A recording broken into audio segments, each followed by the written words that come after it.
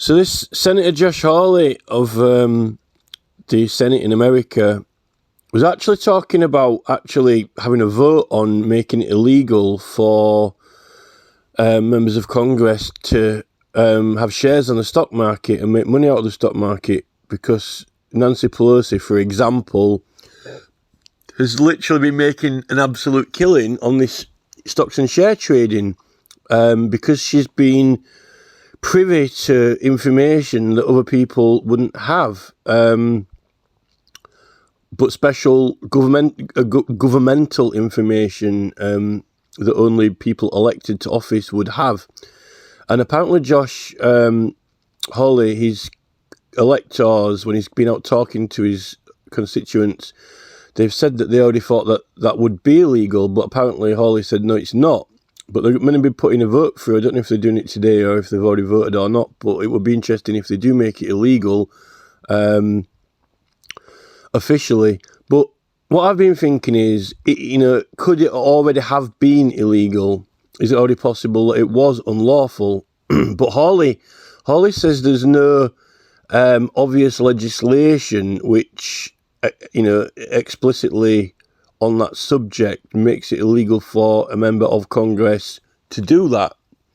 But as I found out in English law, when it comes to justice, for example, there are certain things that exist which make you not allowed to do something, but it might not be in a specific act or whatever, although they've got the oath in the acts. So when it comes to justices, what I realised is that the oath itself, you don't usually think of the oath as a law, but it's something that you agreed to abide by, and you're not allowed to go against it. So it's all about knowing and understanding what the oath means.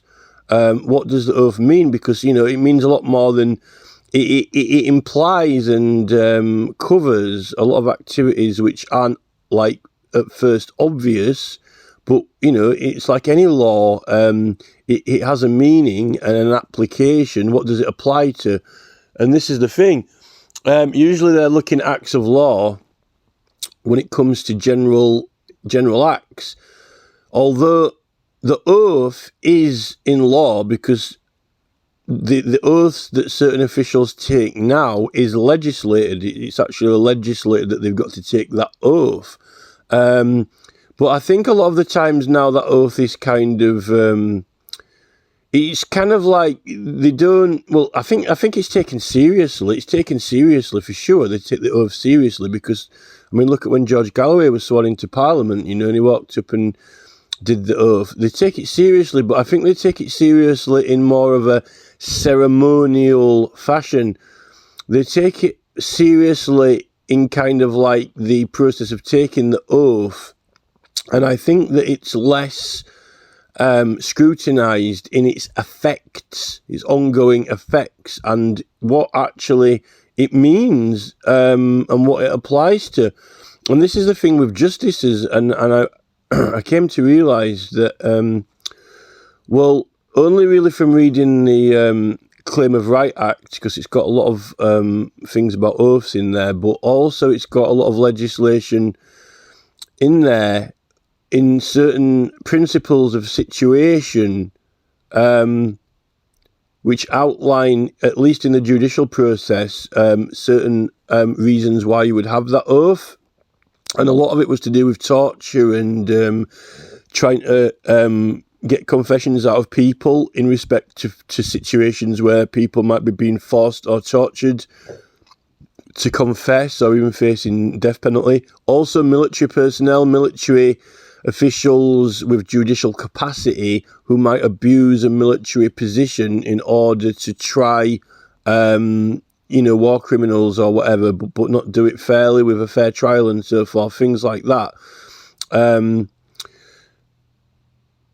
So in that 1689 Claim of Right Act, it clearly sets out, and I've done videos on this, I don't know why I'm going over it again, but it basically says that effectively a person is meant to either give information or confess freely, right, and enter a plea freely, right, of their own conscience. It's like the jury. The jury part of the court is their own conscience, right, and also the defendant part of the court is their own conscience. They're tried on evidence. They're tried on evidence with applied law based on the evidence presented. Now, that presented evidence is obtained from investigations, from persons, from processes, but not. This is why you say, you've got the right to remain silent. When the police read you your rights, they're reading you your rights. You've got the right to remain silent. So this is, again, the conscience of the individual. You can't be tortured to have information, although I suppose the FBI and CIA apparently are notorious for doing this waterboarding and things like that, which is questionable, but I don't know how that happens when you can't get into war crimes and international. I think all the international standard, you're getting into NATO now and all this kind of international law, I think, with that waterboarding, Human Rights Act and so forth, but they weren't American citizens, were they, But then again, it says in respect to persons, doesn't it? So it could mean any person. But anyway,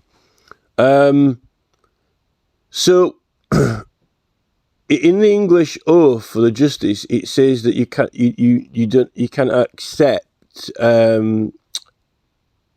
like favours or gifts in exchange for justice. But this is the judge. I actually sent some flowers to a court the other day. Westminster Magistrates Court. I tried to get a message sent because it was a good idea to try and get a message sent there because I didn't know the number of any courier. But then I thought, you're not allowed to send, I suppose you could send it, but I don't think that judges can accept gifts of flowers or anything. But then I thought, well, I don't think the clerk of the court, I think they have got an oath, but I don't think it's the same as the justice's oath. I think the oath of the clerk of the court is different to the judicial oath because they're not making orders, are they? So, I'm not too sure if you can send gifts to clerks or not. But it's not, they're not making an order in exchange for justice. They're meant to carry out their duty anyway. The thing is, the clerk, if you send a message to a court, the clerk's meant to deliver the message anyway. So they're not doing you a favour. They're actually, if they don't deliver the message, they're not doing their duty anyway. So you don't need to give them a gift or not. But that was another interesting example. But I think that so without favour or basically, so when I've used the example of like wanted posters, you can't take your unwanted poster in and receive a reward for handing yourself in, which would cover your fine, because then you're not receiving justice. Because in your own conscience, you gave information to the wanted poster in exchange for a reward. So that's why you can't hand yourself in from a wanted poster and receive like the $10,000 reward for handing yourself in. And then if you're fined $5,000, you've actually made $5,000 out of it yourself, right? So the judicial oath, the thing is, though, it's the whole conscience of the person. So, like, this is why I'm talking about, I started to realise, well, that they're doing all these deals with offenders. Like, if, basically, if you do this, then X, Y, or Z, or, we will give this or do this if you, so forth. Well, that's actually you're getting into favours, right?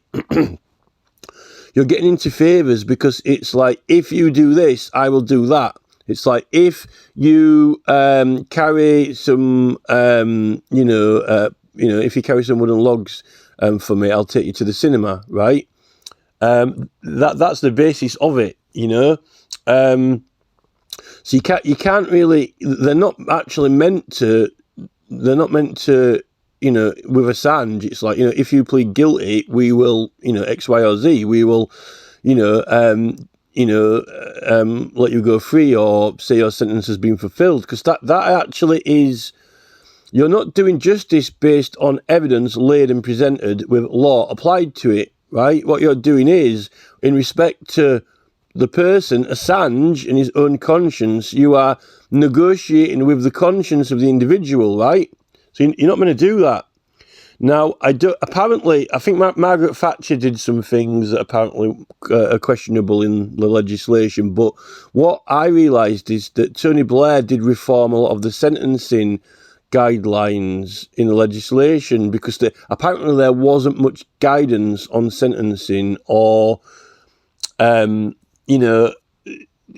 do with all this reduced sentencing business. Though this whole area of reduced sentencing and so forth, I think you can get reduced sentence on good behaviour, but that's after you've been convicted. After you've been convicted, I think that comes down to the whole judicial system is also kind of also meant to be based on the religious system of kind of prayer and seeking forgiveness and so forth. But I think it's to do with once you've entered a plea, and once you voluntarily give evidence, and I think once you confess and seek forgiveness through the judicial system, if you are doing that yourself voluntarily of your own volition, then that is different, because they haven't offered a deal or negotiation or a reward at the point in order to obtain information or confession or to get a certain plea, right? And I think that's the pivotal point, because in respect to persons, it's why you've got the right to remain silent and so forth. I think if you choose to confess, or if you choose to give evidence, it's different from if they offer a reward or deal for it, which a lower sentence clearly is a reward. And there's actually there's a lot in this. I was reading the juvenile law the other day, and apparently if they get minors to confess and enter a plea, they can do certain deals with minors without prosecuting them. But that's also questionable, and I think they've got a special process. They've got to do it in a certain order, or it's illegal. But you're already getting into questionable area there, because you've got these authorised persons, and they're speaking to young children who don't really exactly. Young children are impressionable, and they can be misled. And, this is to do with, what are these people up to with the children, and so forth. It's a very grey area, that juvenile law, particularly when they're speaking to coercive police officers, in interview rooms, and no one really knows exactly what's being said and so forth, particularly when it comes to getting confessions out of young children. Because apparently if they're under 10 years old, I think it's a bit older in America, I'm not sure, but they're not meant to know the difference from right or wrong in the law. So that's why they can't be prosecuted, because they're not really supposed to know the difference from right and wrong. So they didn't know they'd done anything wrong anyway, because they're still growing up and learning, right? But when it comes to young teenagers being put in a situation with the police, and when they're doing these. I think if they confess to a crime, I think they can not be prosecuted, and they can have to agree to certain things, but they're not allowed to do it. So they can't offer this reward or reduced sentence before they've got a plea. But it would be interesting to see some video recordings or interview tapes of exactly what's been going on in those situations in the police interview rooms with those young minors. What language the police are using, if they did hint or kind of give the impression that to the young person that that they might not end up being prosecuted if they were to confess. So that's another thing. But what I'm saying is, this is what's got me onto the subject of these oaths. It's quite important. And I realised that I think, Tony Blair, at least if not someone before him, but Tony Blair, I think, really went overboard with that when they were already starting to go, kind of pervert the course of justice, because it's actually gone against the oath. It's actually the actual oath itself. What they're actually doing is with Assange, they've got Assange to enter a plea deal. If you confess to the crime, right, or enter a plea, then we will do this, that, or the other. We'll say your sentence is written off. So that's actually what it is. It's negotiated justice, right? It's actually negotiated justice. It's a deal. It's a deal, but it's also a favour, right? Because that's what a deal is. If you take me to the cinema, I'll buy you a bag of crisps, right? That is a deal. It's a favour, right? Or, and also a favour can be you do something for them anyway without a reward. But I think that, let's just clarify this. So, a favour, you give someone a lift somewhere, right?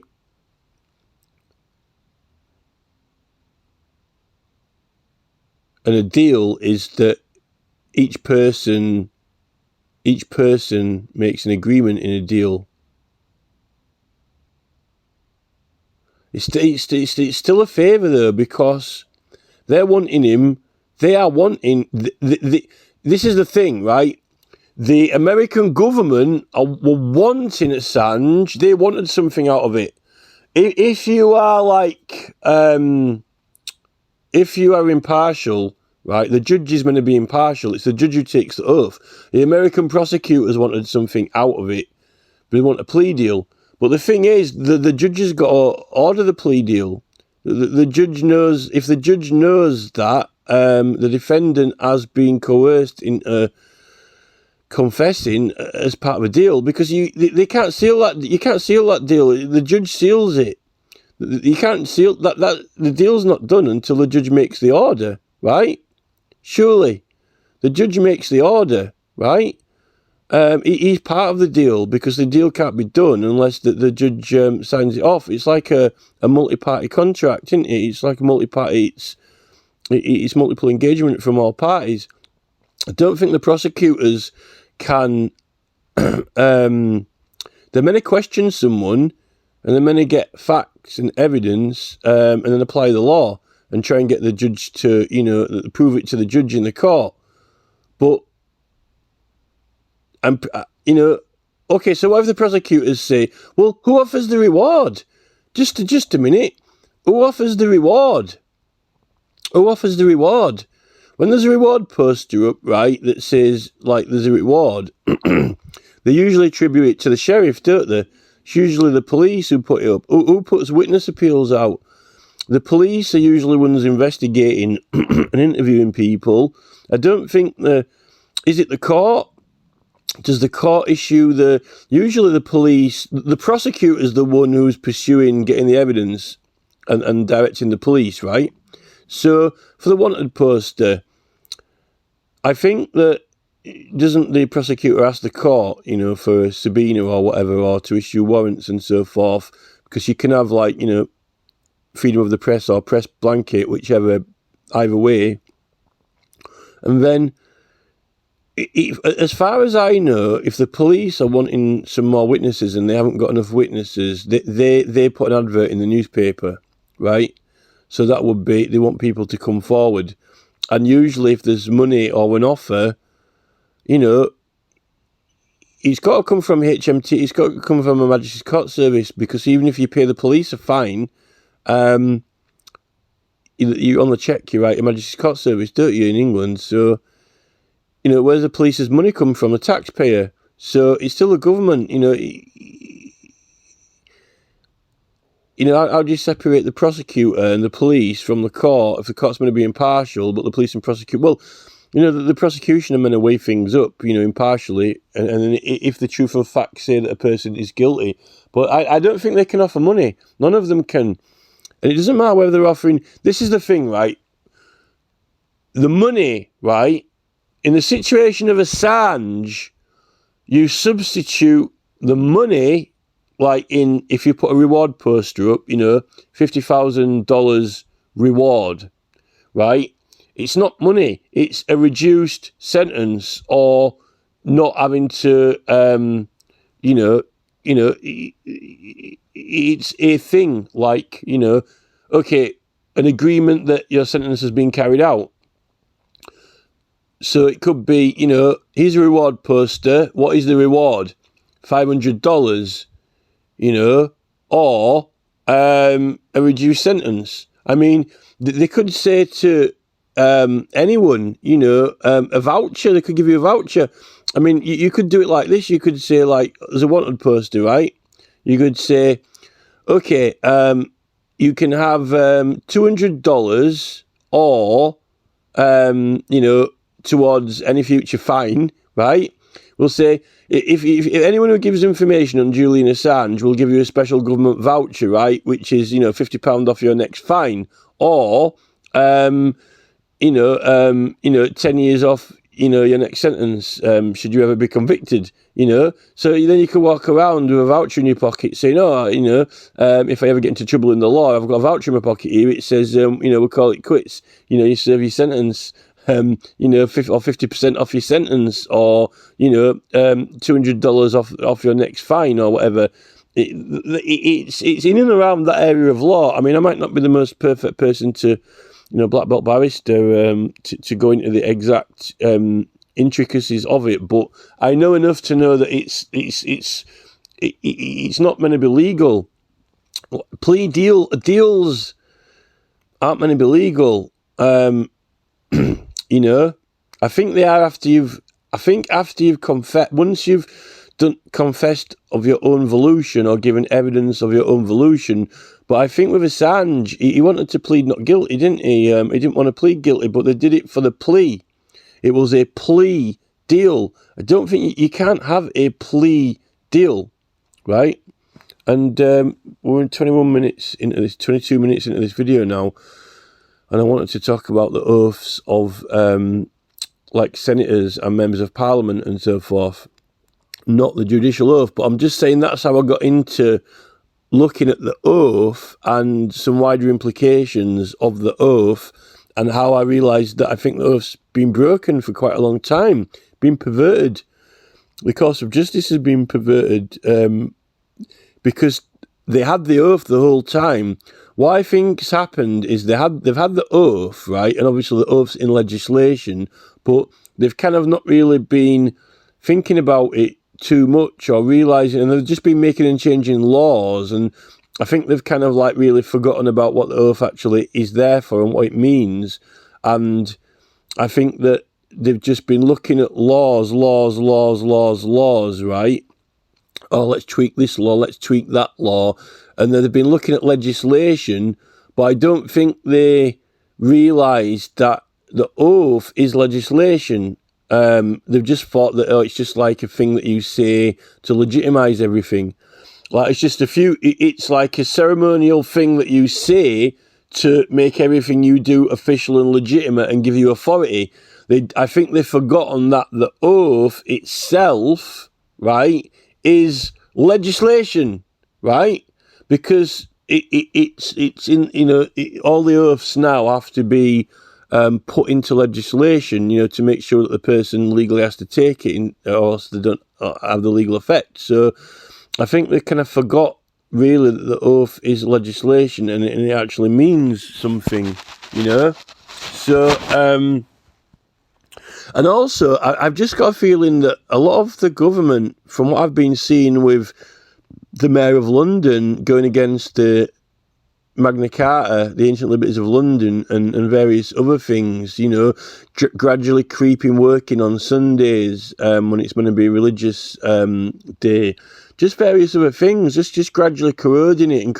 And I think that after they start doing all this, assisted suicide and working on Sundays, which is against religious principles and so forth, they just keep chipping at it a little bit, don't they? And they think, well, we haven't actually gone against this, we haven't changed it, we've just kind of like thinned it out a bit, and then they just keep doing it until then it's gone, and then but the thing with the oath is it hasn't gone, it's still there.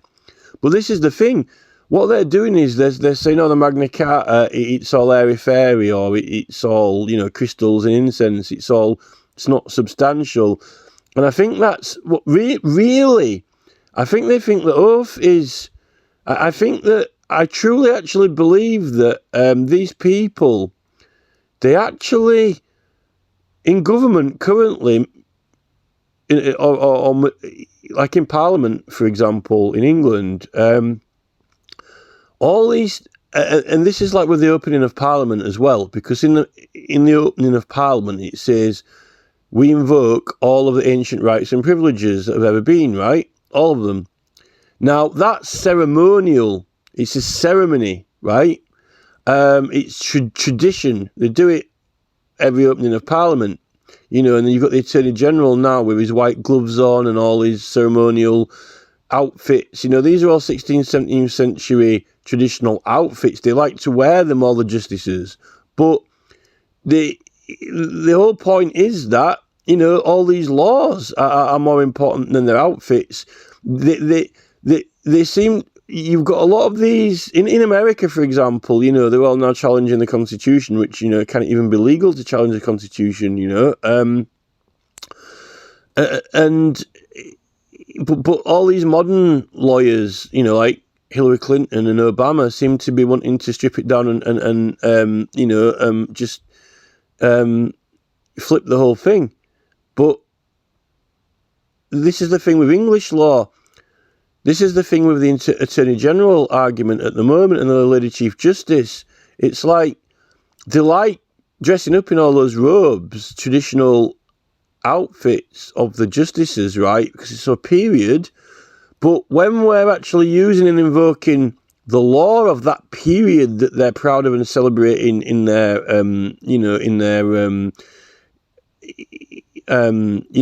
ceremonial outfits, then they're starting to say, oh, well, that legislation's all flimsy, or doesn't mean this or that, or even the law anymore, or whatever.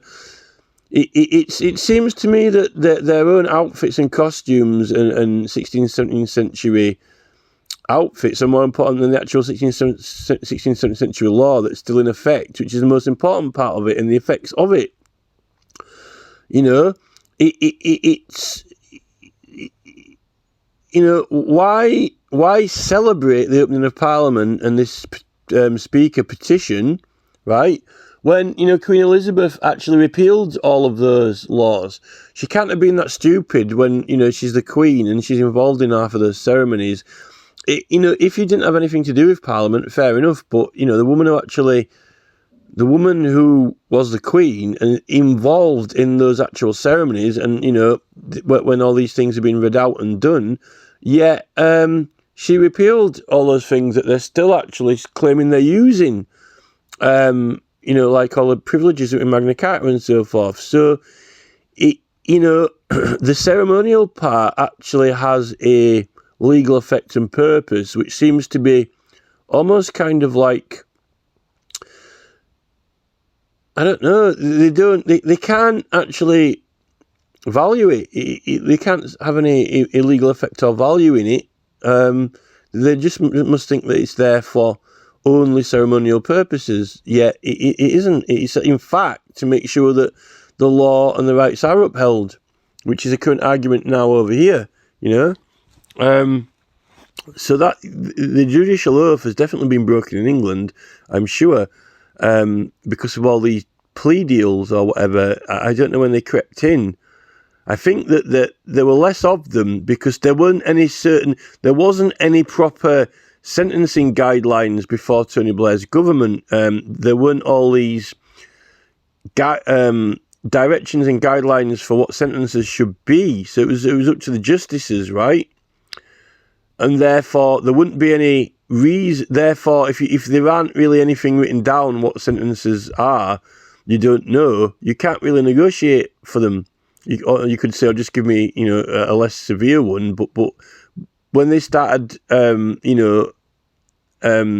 putting more into writing, then there was more there that people would be certain crimes and offences were very, very serious. They were definitely going to get a serious thing if they proved guilty. a particular, and so forth. So it's trying. What it tries to do is it tries to get people. It tries to get more people convicted if they've been charged, and it tries to get them to confess. Like the drivers, now the police have got people just being filmed with cameras. And there's also something else to do with that. There's something else to do with not just that, you can't be prosecuted without any witnesses, but I think the cameras, there's something to do with the cameras not being a person or not being a human, and the devices are actually being used. And there's something that I read the other day, but I'll have to try and find what it was. I don't know if it was in one of the oaths or something like that. What actually started me to think about these cameras being used against living humans and people as like bearing a witness, although it's only regarded as evidence itself. But because they're tools, they're like devices, tools. I don't know if it was in the suspicion part. If there's no reason to suspect, then why are people being observed all the time? But anyway, that's gone now. I've forgotten it. I can't remember. It was something that I wanted to talk about. I might have mentioned it actually.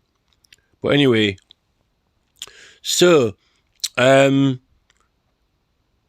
we've got these oaths of senators. So basically what I was thinking with this is like the whole way the conversation was meant to start at the beginning, although I've been going for half an hour now. So, because I've got reason to raise concerns about the judicial oath and the current modern legislation to do with plea deals and sentencing and it being questionable, taking into account that I actually even think that this Liberty of London and Magna Carta and many other things have been done illegal by the government. So it's not the only thing that we're calling out. We're saying like, okay, it's not just this. There were loads of things that they've been doing wrong. There were just so many things that the government have done that they're not supposed to do. So now, coming back onto the American Congress and this whole Nancy Pelosi business. So what I was thinking is that Josh Hawley said there's no actual particular legislation that he can think of in that legislates in any act that senators, aren't allowed to, have shares in businesses, right? Well, so what I thought is, well, maybe there's not anything that's in any of the acts, but is there anything that already existed, like in the oath, that might actually, if you properly interpret it or think about it, it could actually mean or equate to that they might not be allowed to have businesses or trade in stocks, particularly from information that only they're privy to and no one else, although, obviously different people in different businesses, like, Coca-Cola Secret Recipe or something, they've got privy information. Like if Coca-Cola come up with a new recipe and they know that it's going to succeed, then all of the executives and people who know them, if they know that, might be able to have information that other people don't.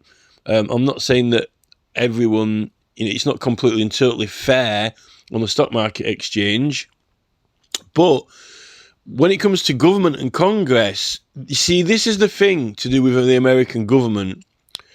The original Constitution, people in office, in government office, who've been elected by electors, they've been elected by electors to a job which is government, right? Because if they don't want to work in government, you don't, right? But they weren't supposed to vote. The people who have been elected into government aren't meant to vote because their role is impartiality. So they don't vote. They're the voted. You either vote, you're a voter, you go and vote, or you're a vote. You've been voted, right? And if you've been voted, right, then you're actually you got elected to serve a thing. And they didn't have all these candidates back then. It was like people could write down, the people decided who they wanted in the government completely, not these like political parties offering up people. But anyway, so I'm looking at the American oath. It's different to the judicial oath. I'm quite certain that judicial. If you think about the judicial oath, right, this whole thing without respect to persons, without respect to their individual conscience, right, which is basically the same as the jury. That's the point in the jury. They go in there, right, with a conscience, right, and they're not allowed to interfere with them, right. That actually is meant to be with the defendant, even though you're being prosecuted, right. Even though you're being prosecuted, and like you could be potentially you could be convicted of a serious crime. You've got the right to, a defendant is charged, and if they haven't got a solicitor, they can act as their own lawyer, and they can do things to try and prove their innocence. Like, you use the court.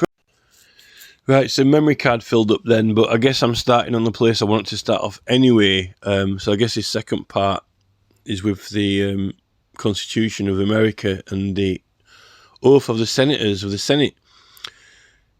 So with the judicial oath, right, with respect to persons, in respect to individual conscience, right, every participant in the court, right, from the defendant to the jurors, right, without respect to persons' consciences, right,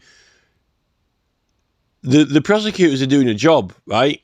They're calling witnesses. They're meant to tell the truth, right, when they ask questions and so forth. And the evidence is obtained and laid, right, through investigation. But this is the thing with the police. You can go into a police station and say no comment, no comment, no comment, right? And also,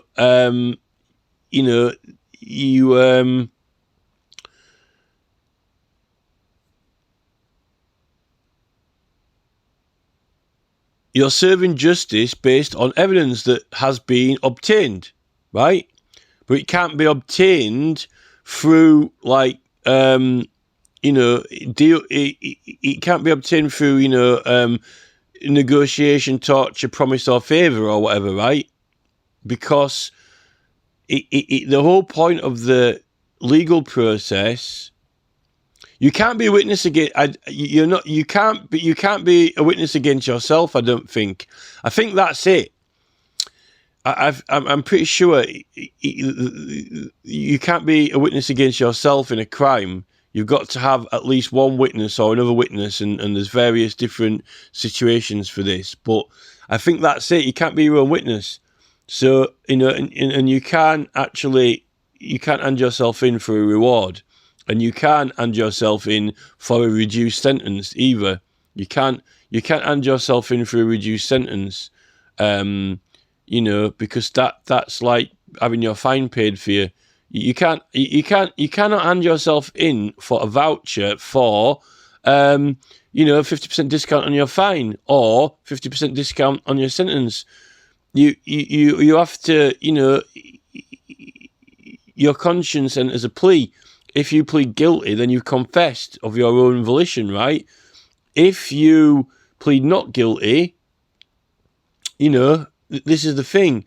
But they can't, to get that plea, they can't say, well, we'll give you a discount on your sentence. Creating all that is just, the purpose of it is to try and get people to try and get more convictions.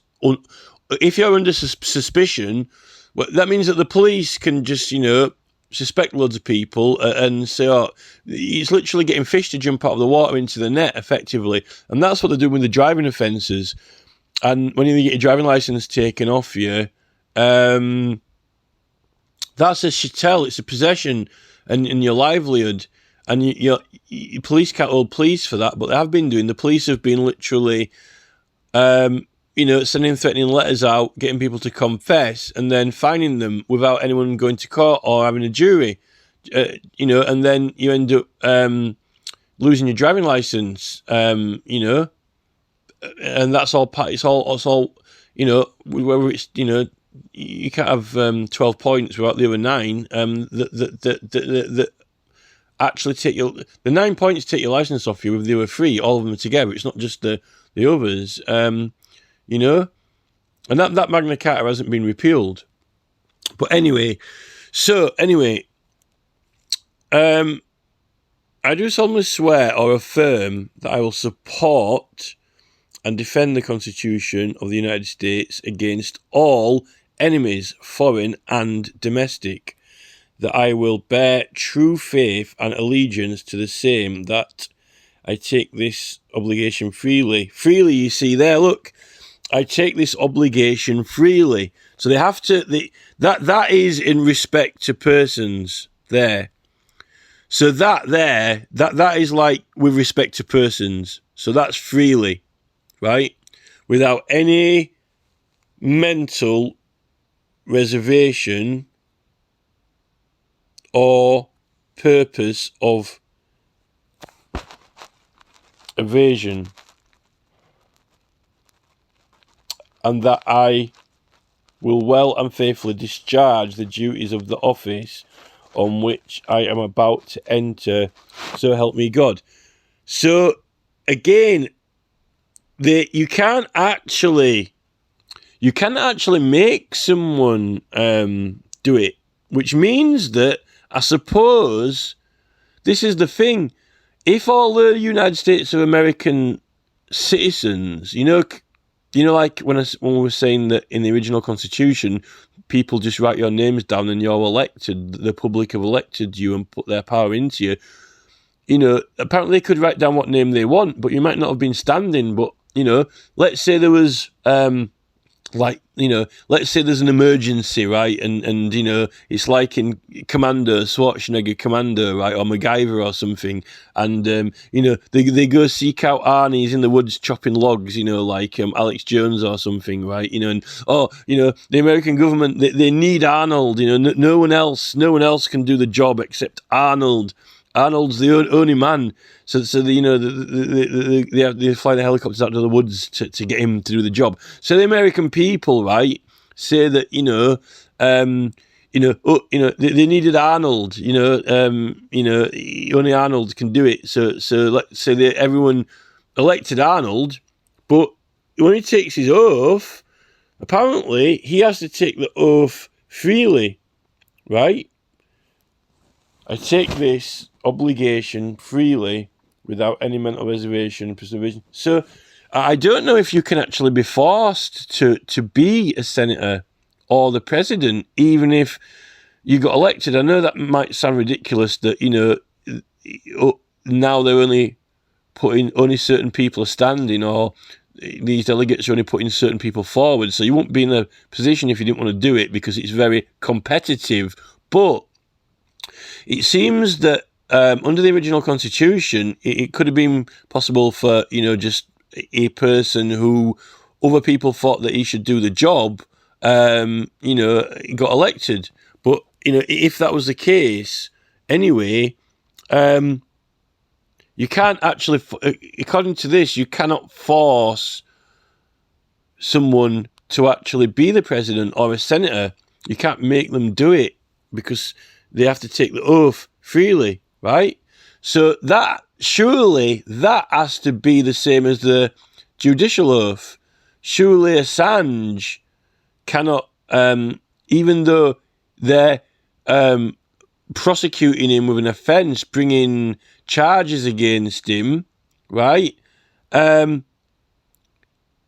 He has to enter the plea freely. Surely, he has to take the plea freely.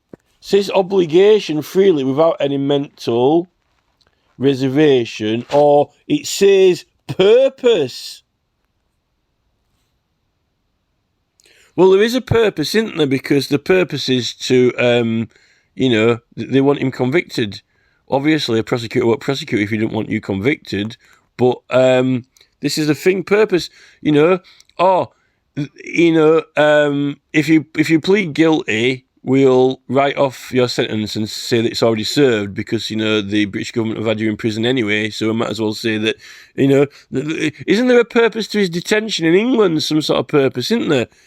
Wasn't there a purpose to the English detaining him that, he's going to serve 5 years whether he likes it or not anyway, no matter what plea that he has, because the English are just going to keep him in prison for 5 years, and then the Americans come in and say, we'll do you a deal, seeing that you've served 5 years, we might as well say you're guilty and, you've served your sentence now. There was a purpose to that, wasn't there? This is the thing. This is literally opening up all that, But they're still arguing about, the jurors' right to their own conscience anyway in England, which is a similar kind of thing. Mental reservation. I'm sure Assange had mental reservations. Wouldn't Assange have... Well, he did have reservations because he was wanting to plead not guilty and do a certain legal representation, right? And then they offered him this deal... And he was having deliberations. He was deliberating. He was having reservations about what he should do, and he was calculating it out what would be the best for him. If I go around this route, they're going to try and do this to me. They're going to try and do that to me. It might take me loads of years to get free, even if I do prove myself not guilty. So what was going on there was with that offer.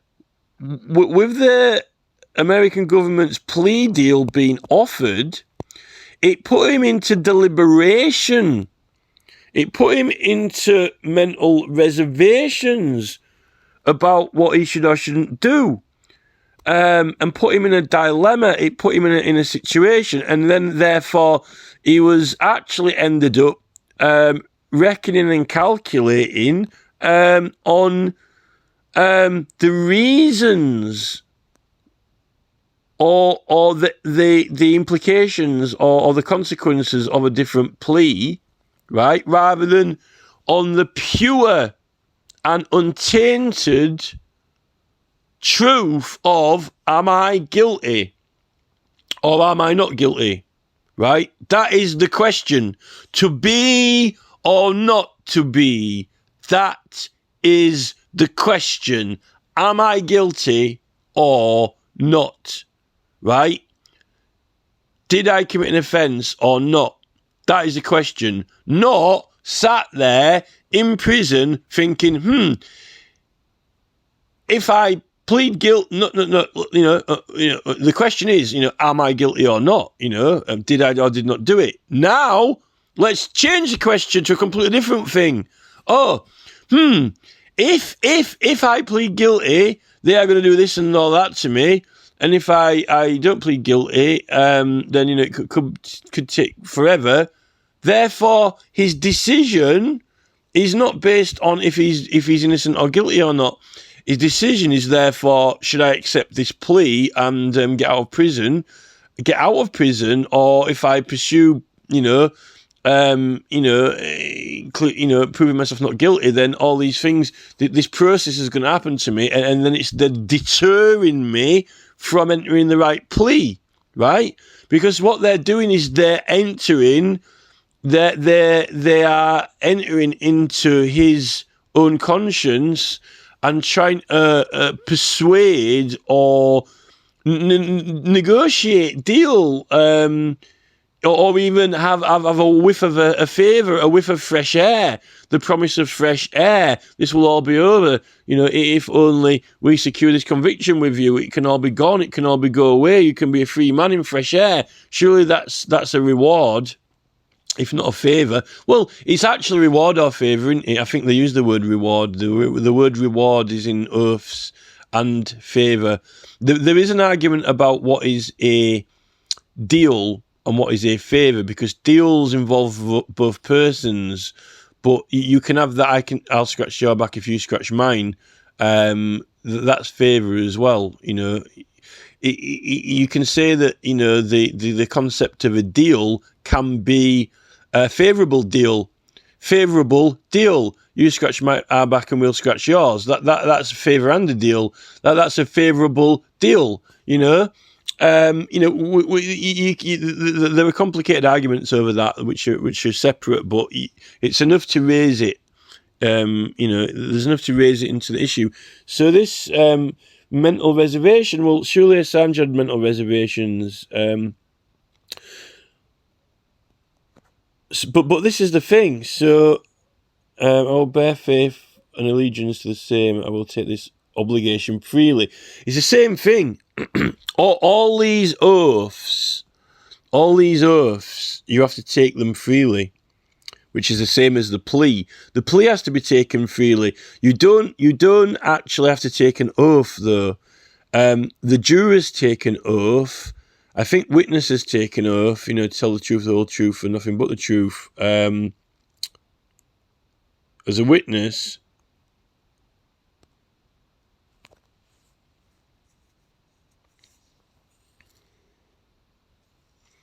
so the defendant has to tell the truth, the whole truth, and nothing but the truth, surely. But I think that's once they've entered the plea. Once they've entered a plea, right? If you have pleaded guilty, right? I don't think you have a jury. You have sentencing, but you still. I think you still don't they still have questioning in order to ascertain. Do you still go up there and give evidence and answer questions to the prosecutor, so then they can decide what sentence they're going to give you? Or do you only, if you're pleading not guilty, go up there and swear that you'll tell the truth, the whole truth? Either way, it's after the plea. That's post-plea. All and any of that is post-plea anyway, for sure. But anyway, so what I was thinking is, is there anything, coming back onto the main subject, with this whole Nancy Pelosi thing and Josh Hawley, right? I'm kind of thinking, is there anything in the senator's oath that would prevent Pelosi from trading on the stock market? Is there anything potentially in that oath that would stop her from trading on the stock market, even if it's not in other legislation that could be proved that would prohibit her from doing that? Well, I think that there is a basis and argument that you could have for it, which is that, because it says, I solemnly swear and affirm that I will support and defend the Constitution of the United States against all enemies, foreign and domestic, right? Well, there is an argument in that, because who are the United States enemies? Who are they, right? And you've got to defend the American Constitution. Now, they've got allies, right? They've got countries that are considered enemies of this hostile. Like at the moment, Putin, right? Possibly. But then they've got allies that they're members of who can't be enemies, like NATO, right? NATO, yeah? Is it, the United Nations and all this, right? In New York, they've got United Nations building and all this. So there's lots of countries that are allies, right? And there's different law for espionage and all this type of thing, right? But it says it will defend the Constitution against all enemies, right? Now, this is the thing. Which countries are regarded as an enemy of America, right? What countries on the list are regarded as an enemy of America, right? And can you have, it doesn't say, it says against all enemies, right? Now, this is the thing. You don't have to be a country to be an enemy, do you? Because you could have, like, Dr. Evil on a yacht, right? But he's not, he might not be a president. He might not be a king. He might not be an emperor. He might not be like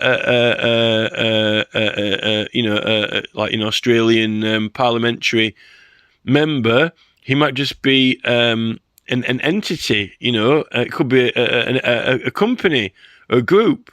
So that means that could there be companies or businesses in other countries, or could there be? Could there be?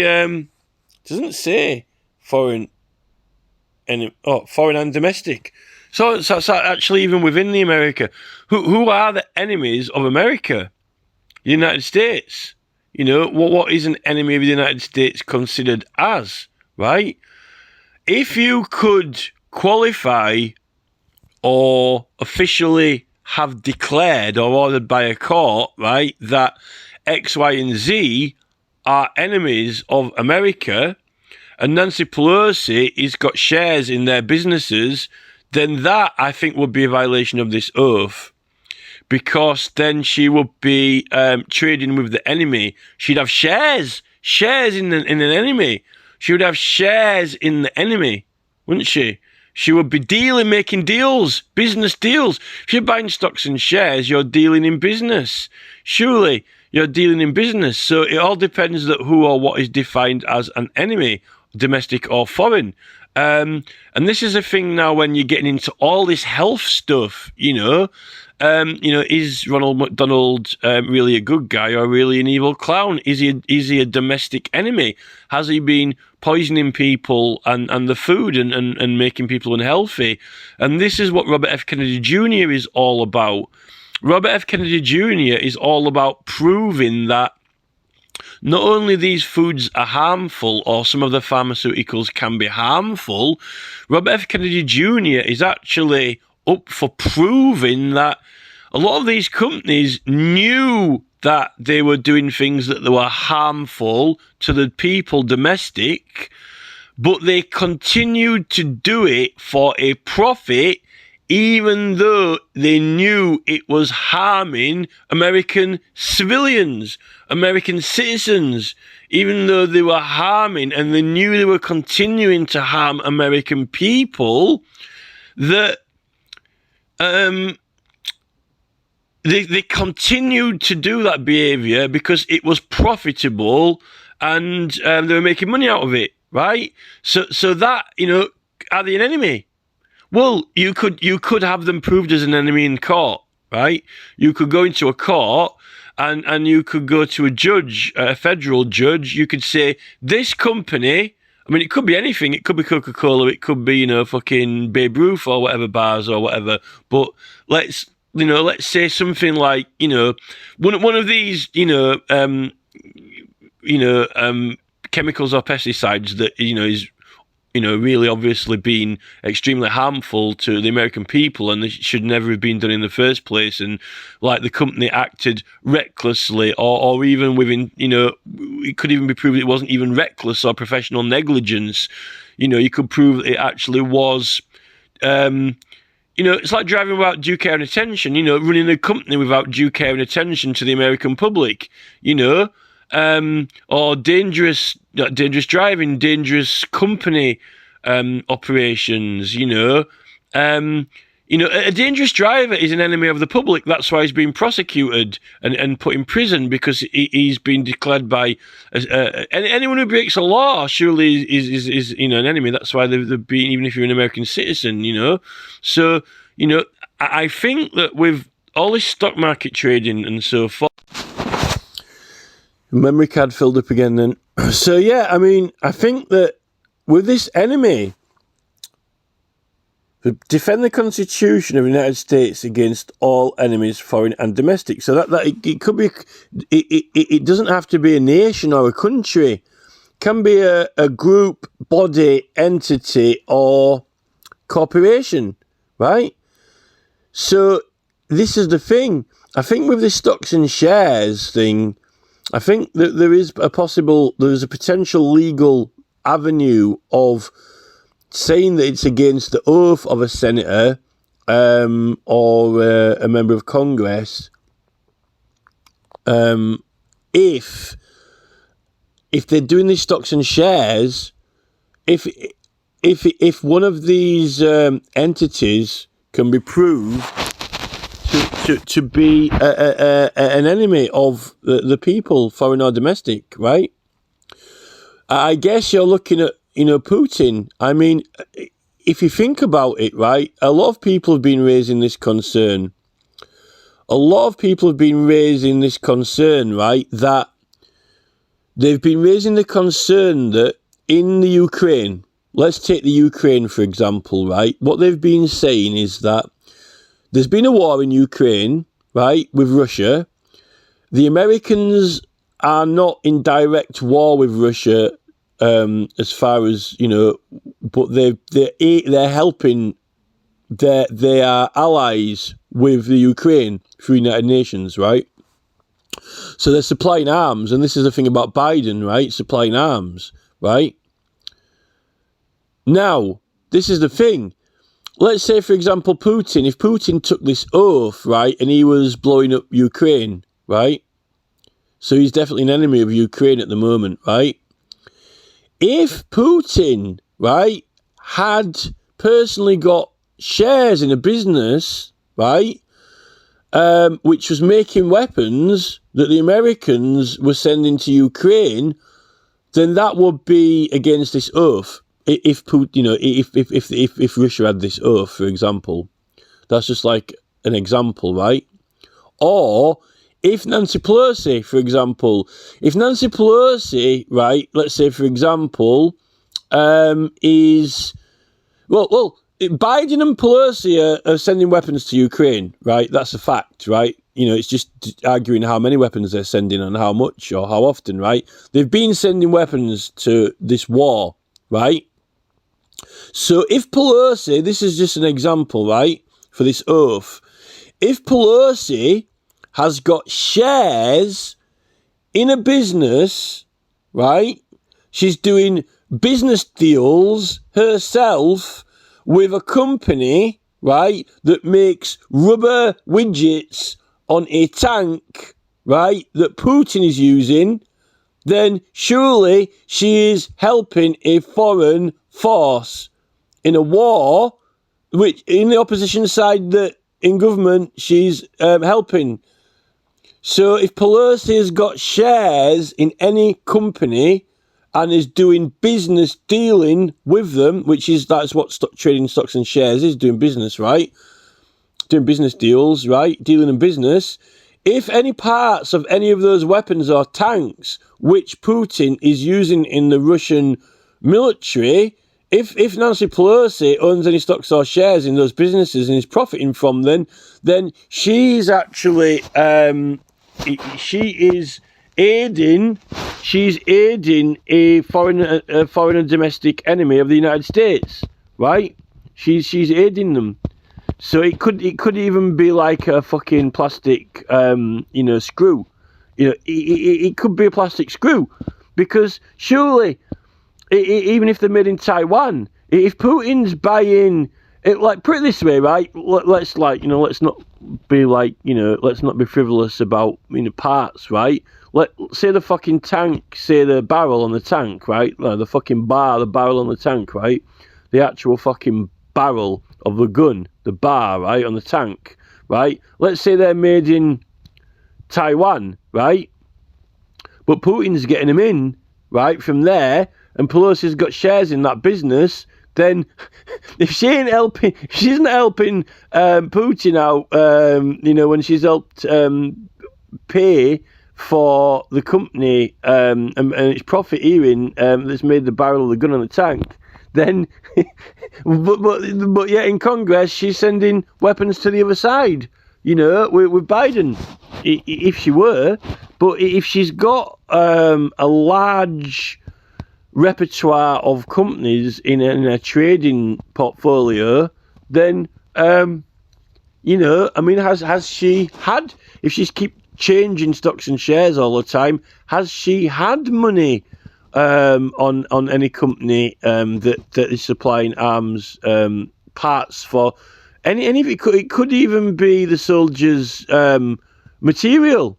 Could even be the soldiers' material for their or the boots. Could even be the leather for Putin's soldiers' leather boots. If Putin's leather boots are being made in Taiwan, and the soldiers are getting them in, they're supplying boots for a war against what Biden and Pelosi are actually supplying to fight against their enemy. So, you've got all that. I would have thought that if she's been buying and selling purely based on numbers, right, then she probably could possibly have even lost track. There's a hell of a lot of money being made through this war. And these weapons, what happens if, what about all those American, weapons that got seized? Didn't the Americans leave a load of equipment in Iraq or Iran or something, and then it got seized? Now, I'm not saying that, that's the Americans' fault, for just abandoning their weapons. But, this is the thing. There's things like that. And really, to do with the main part of this is the building of Ukraine, because everyone knows that after Ukraine has been obliterated or bombed, they'll have to rebuild the whole place, and they're already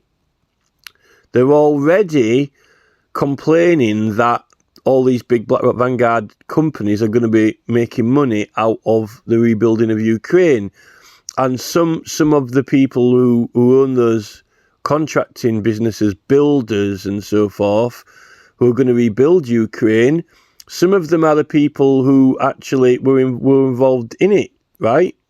But even if it's, allies, even if it's all allies, surely this is the thing with Putin. Ukraine at the moment is Putin's enemy, right? But therefore, it is an enemy, right? So if Putin, right? If Putin had this oath or similar, and he himself was blowing up Ukraine, right? If Putin had stocks and shares, right, in builders, companies, global companies or builders that were actually rebuilding Ukraine and making money out of it, he's actually profiting from his own war. But it's the fact that Ukraine is an enemy. While Ukraine is an enemy, right, it's an enemy of Putin. But if Putin's making money out of his enemies, right, personally, we're talking like personally, privately, right, then that is the thing. I mean, put it this way, right? What about Russia? Russia's actually taking Russia is taking damage from Ukraine, right? It's not just Ukraine getting bombed, right? Russia is taking damages from Ukraine from the weapons that the Americans are supplying. Now, when they're rebuilding the Russian war damage, right? Who's doing that? Balfour Beat Me, or Taylor Wimpey or whatever. Some builders, right, and corporate companies. Now, if there are any American companies, right, or businesses that are working in Russia to rebuild the war damage, and Pelosi has got shares in that, Russia is actually currently the country's the enemy, surely. At the moment, it is enemy because they're supplying arms to another side. So if Pelosi was found to be making any profits from businesses in their stock market trading from any Russian repair, even if it's civilian, but Russia is a declared enemy at the moment, right? So if Pelosi and Biden and Harris sending weapons to the Ukraine to blow up Russia, and Pelosi's got stocks and shares in that country, then surely that is, it's, defend the Constitution against the United States against all enemies, So, it's... Are you actually helping the enemy? Are you aiding them? So you defend the Constitution right? But if you're helping Putin, to rebuild his country or rebuild his military force, you're not defending the United States, surely. You're helping the other side attack it, but at least in that area of exploration, so, I mean, but I think even domestic, you're not defending the people of the United States if they're getting ill and dying, You're definitely not defending people. This is when it gets all into all these pharmaceutical investments. I think Robert F. Kennedy Jr. really is kind of like the key to all this when it gets into the legal side, because I think if you can actually go into a court and say, right, this company is, it's not the friend of the people, it's an enemy. I mean, they've gone beyond professional negligence. They've actually knowingly been harming people and making a profit out of it. It's not running a business without due care and attention. It's not running a business with professional negligence. If you could actually say this company or that company is actually, it's harming American people and they're making a profit from it, and they were even warned or complained about and they recklessly continued to do it, right? You're not defending the people of America. And if you've got shares in that business and you're making a profit out of it, you're definitely not defending the people, because you're assisting, them being harmed, So there are some arguments, if there ever was a complicated argument to have out in a court, that would be one of them. That is a big, serious legal part of all this, so I know this doesn't say that people can't have shares in businesses, but what are these businesses doing? Are they harmful? Are they actual, could they be regarded as an enemy?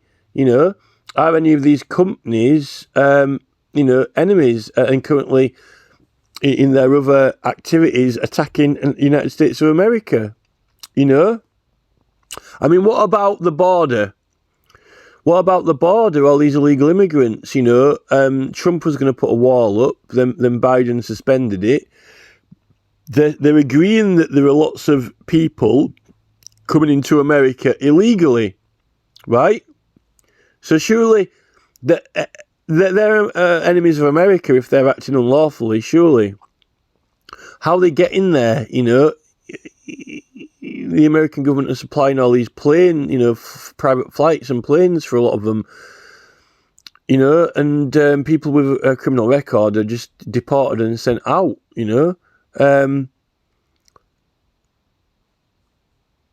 How do they get there? Are there certain companies, what are the logistics involved in that? How do those people even get there? I know it's all the cartel and so forth, but, the cartel are using and doing things, it depends how loosely associated you think something is, until it's officially, part of, if, at the end of the day, if a tank hasn't got, caterpillar tracks, it can't move. So, you can't have a war without caterpillar tracks. So whoever's making them or whatever, is aiding the war, isn't it? Surely. This is the thing. I mean, so, I think at least for the stock market and trading, these companies, if any of the companies or businesses are involved with, facilitating or aiding the enemy or opponents in a war, then surely, you can't have American Congress members who have personal profits and business in any companies that are making things that are helping, the opposition, their enemies in war. But it says, this is like, also domestic as well within America, enemies. Are there any companies in America currently domestic? Are there any companies in America who are actually making things for Putin? Have they checked that out? Are there any parts or anything that are going from America to aid Russia? Is Putin getting any part? I mean, he made a law, Putin. Putin got rid of McDonald's, didn't he? And a lot of other businesses. He stopped trading with certain businesses. I think that's when he started to draw the line, Putin. He says, right, he actually, I think, oh no, they did, didn't they? He stopped doing it. He stopped trading. He banned a lot of stock market trading, I remember now. So, like, what stock market trading was there before he banned it? Did Pelosi have stocks and shares in that at the time, leading up to the point when Putin put this, stock market trading bans on Russians and so forth, and, he booted out all the fast food chains and so forth, and they changed hands and that. They were at war, because the war started before then, didn't it? Surely. There was a conflict, this is the thing. So that's interesting to explore. You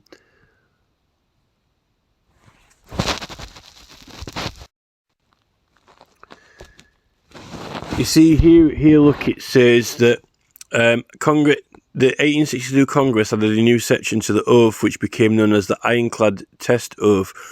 The test oath required civilian and military officials to swear or affirm that they had never aided or encouraged persons engaged in armed hostility against the United States. Government employees who swore falsely were prosecuted for perjury and forever denied federal employment. Congress also revised the rest of the oath, the language. So he actually says encourage. So it's not only to directly aid, but encouraged. So, like what I said, if Nancy Pelosi, for example, was trading on the stock market, and she was, did have shares in a company which had parts that were ending up on tanks in Russia, that surely is encouraging wars, is by helping them. If you're encouraging a war, if you're giving them some kind of aid, like even if it is a leather on the shoes of, the soldiers, the boots or the material or the fabric for the uniforms, you're encouraging war if you're helping them, be, clothed or whatever. Because it's some kind of contribution towards it. A contribution towards a war in any way surely is an encouragement of the war. So, therefore, all of these different, parts and so forth that contribute towards the war, this is, America, is definitely encouraging. It's more than America's encouraging Ukraine. America's encouraging Ukraine to a war.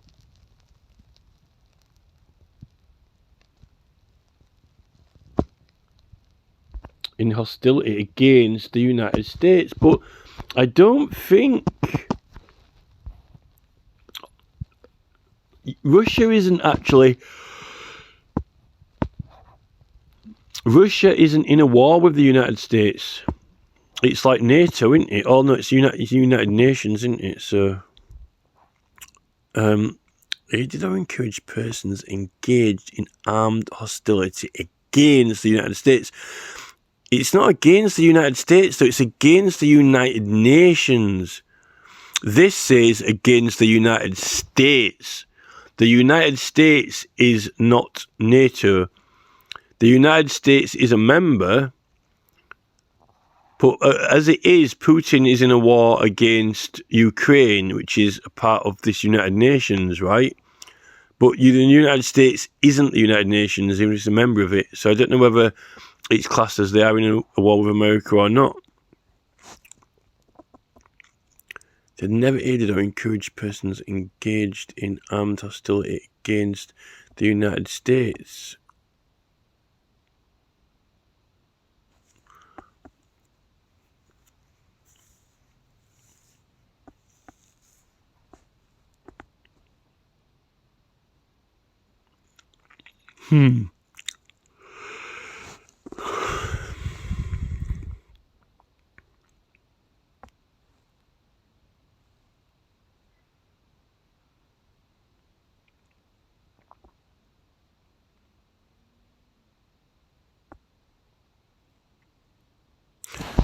Maybe Tucker Carlson was on the edge of the border with that. Like Tucker Carlson, but he went over to interview Putin, and some said it was, some condemned it, but he only went over there as an impartial person just to interview Putin.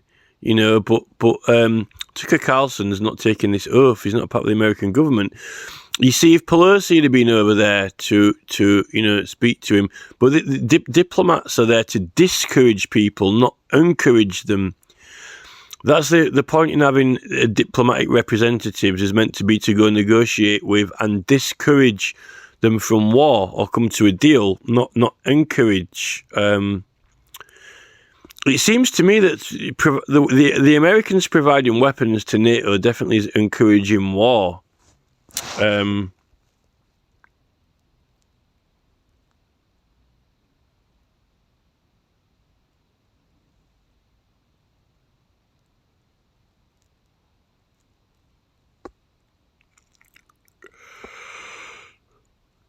You see, what about that aeroplane? What about the aeroplane that crashed into the Twin Towers? That's just an example. I know that nobody intended that to happen. None of the American government supposedly, encouraged it. But let's just say it wouldn't look good for Pelosi, would it? Can you imagine if Pelosi had owned or had shares in companies that made those airplane parts, for example, and that plane that crashed into the Twin Towers, she couldn't have possibly known that, it would have happened, supposedly, but it wouldn't, if her companies that she's trading in would have, facilitated and made that plane that was used for it, it wouldn't look good, although it's just an aeroplane, it can be used for anything. But this is the thing.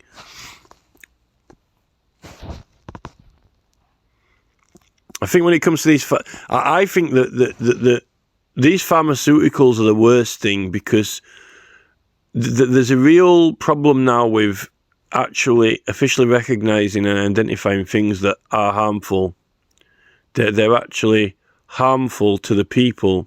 They're harming people. And I think that you can have something where they're doing it on purpose because they're making money out of it and they're being asked to stop because it's harming people, and they continue. And this is the thing, when, why aren't they being prosecuted, for crimes?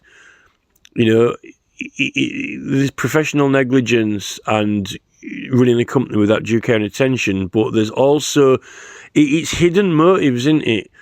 This is if there are hidden motives, if they, quietly knew that they were harming people but were still making money out of it, that's actually crime. But how would you get them to confess?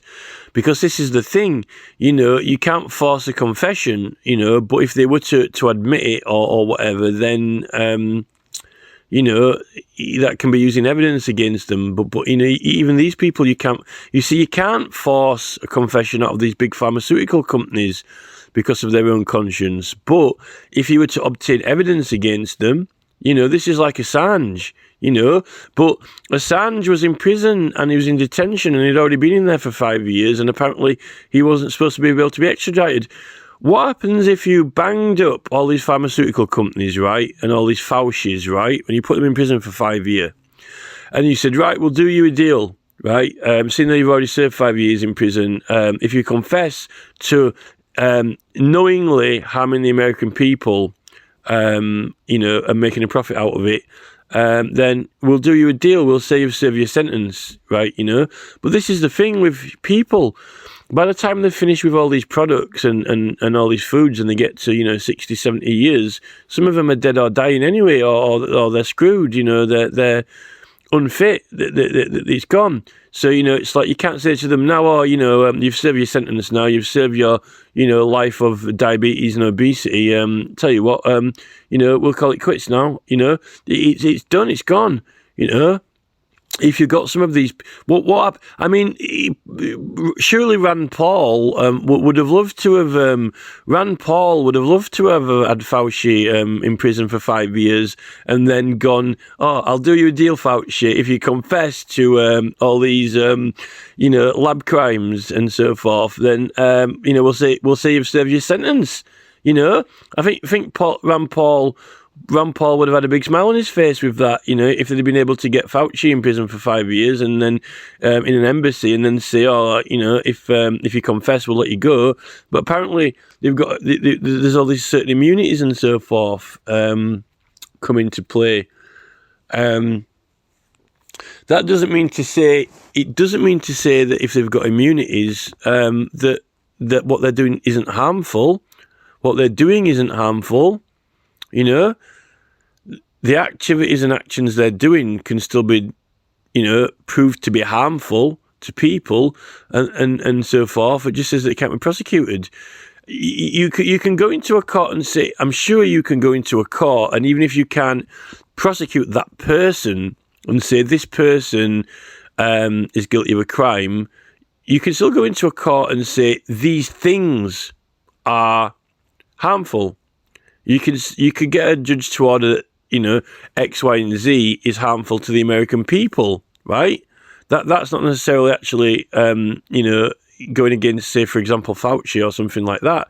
But you could say that, everything that Fauci's done has been harmful to the people. But that you could get a court to agree to that and make an order that everything that Fauci did was harmful, right? For example, that's just an example, right? That doesn't, Fauci himself apparently is immune to prosecution, but doesn't mean to say that, you can't say that, everyone officially at court make an order that everything that he did was harmful and other people have been harmed, and they could get some kind of compensation from somewhere, even if Fauci himself is protected, But this is a thing with the judicial oath. All these Congress people are meant to have immunities and, Congress privileges and so forth, but breaking the oath is a thing of itself. Going against the oath, if you go against the oath, it's its own thing. The Congress people can't go against the oath. So it definitely opens up the doorway to things like who are the enemies of the American people? This is the thing. Some people have had friends for years, decades, and then they found out that maybe their friends had stole things from them or stole their things, and they never knew. I think this is the thing that the American government has to kind of come to terms with. I think that they've got a lot of these companies that are like kind of smiley on the outside and happy, like Ronald McDonald characters, who, but they've been harming the American people all these years, and a lot of them are fucked. And it's like, it wasn't good all along. And there were warning signs and people were complaining and, it was questionable. And yet they were making X amount of money, particularly a lot of these pharmaceutical companies. And, it's a lot like a love-hate relationship, You can have something that is actually harming people and a harm at the same time as it's helping them. I mean, look at Gladiator. When he's fighting him in the gladiator ring and he ends up stabbing him, in the kidney or whatever. You can have, you can have a friend and you can help him up the stairs while you take the wallet out of his back pocket, or you can, you can have these kind of like contradictive dynamics going on. You know, I think this is the thing.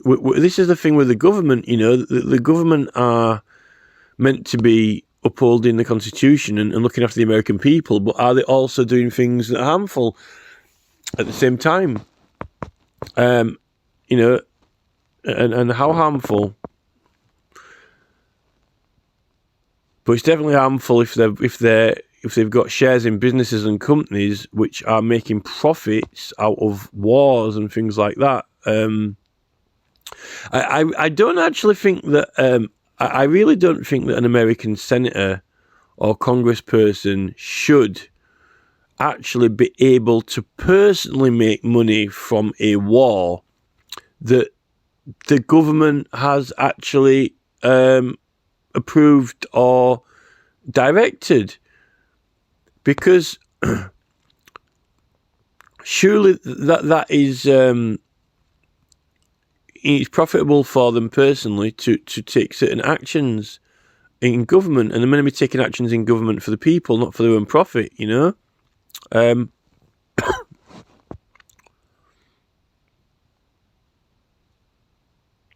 I think that's the big argument with the whole Russia thing, isn't it? You know, it's like the civilians, the people suffer, but the big companies, all the big companies are actually going to profit.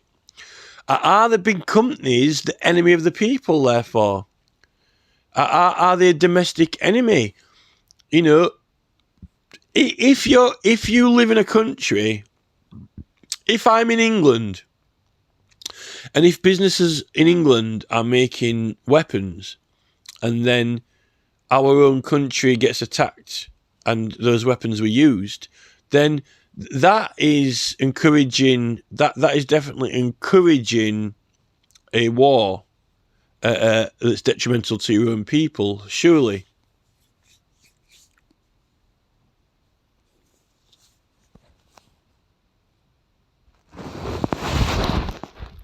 This gets interesting. So this is like one of the acts of the judicial oath in America.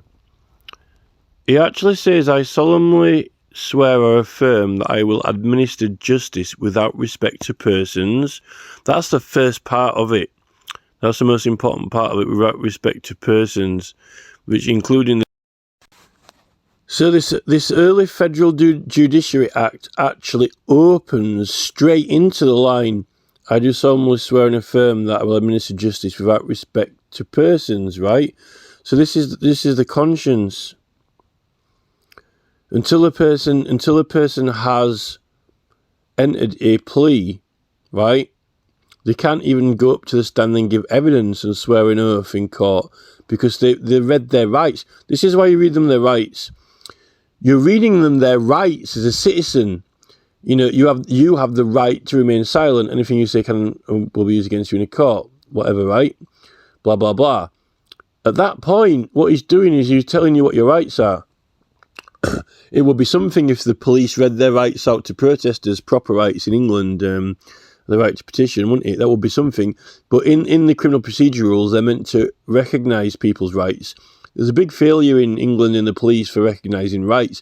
I think in America as well when it comes to political rights. But they'll read them their rights out if they're going to arrest them. They won't read them their rights out. Well, they're informing them of their rights, but they're failing to inform them of other rights, which they really should have an obligation to recognise anyway. But anyway, so at this point, this is why a police officer, you've got rights.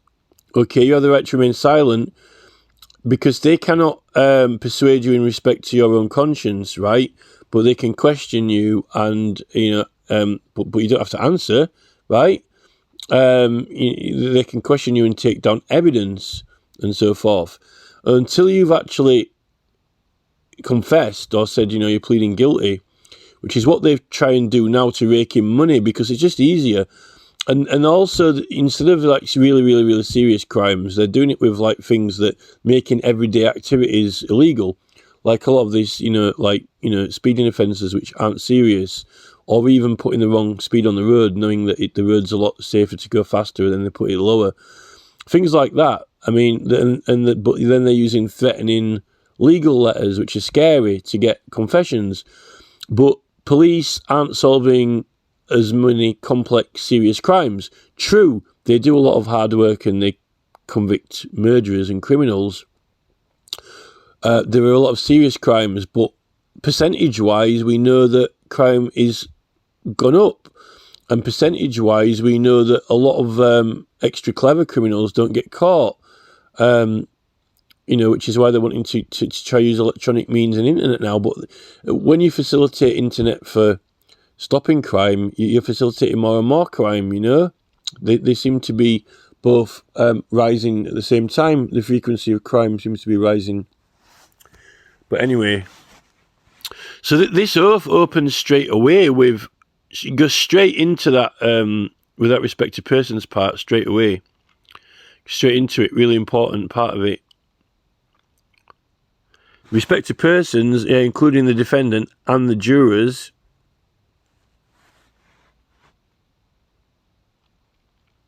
And do equal right to the poor and to the rich. And that I will faithfully and impartially discharge and perform all the duties incumbent on me as, according to the best of my abilities and understanding, agreeably to the Constitution and laws of the United States. Well,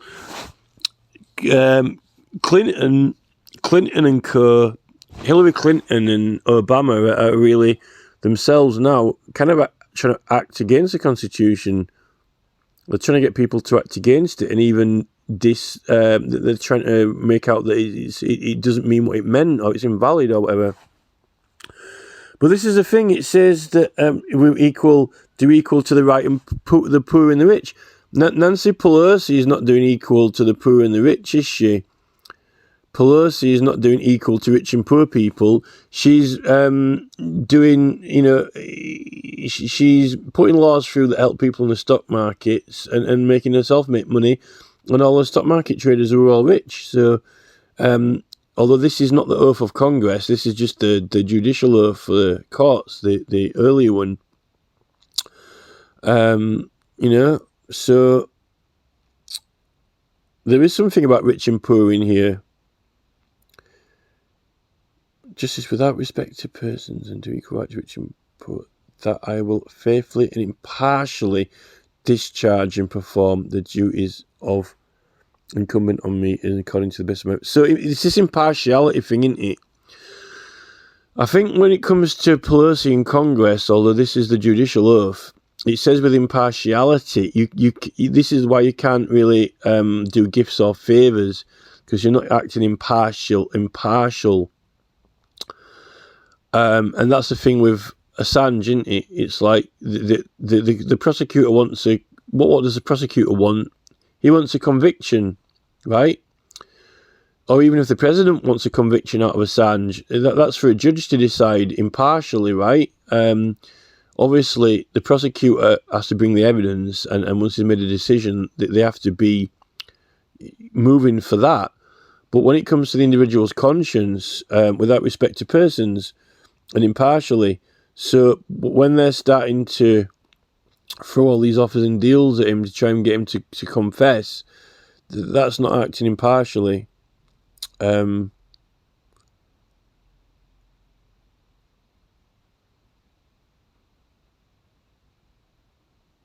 you've got to be impartial to the evidence that you've got. You've got to be impartial to the evidence. A prosecutor's impartial to Assange because all that exists is evidence that Assange committed a crime. So the prosecutor's right, I've got this evidence against Assange, I'm going to put it in front of the court, I'm going to apply law to it, and I'm going to prove that he's guilty, right? That's it. That is the impartiality. He assessed the evidence fairly. He found that evidence suggests that Assange is guilty. Therefore, he will pursue prosecution. He will pursue prosecution with that evidence on the table and apply law to it. That's it. All this getting involved in what Assange's plea should be and things like that. And even him being in prison for so long and then putting him in a situation where his own decision on his own whether Julian thinks that he's guilty or not, and to tell the truth, is therefore affected by the prospects of what is going to happen to him.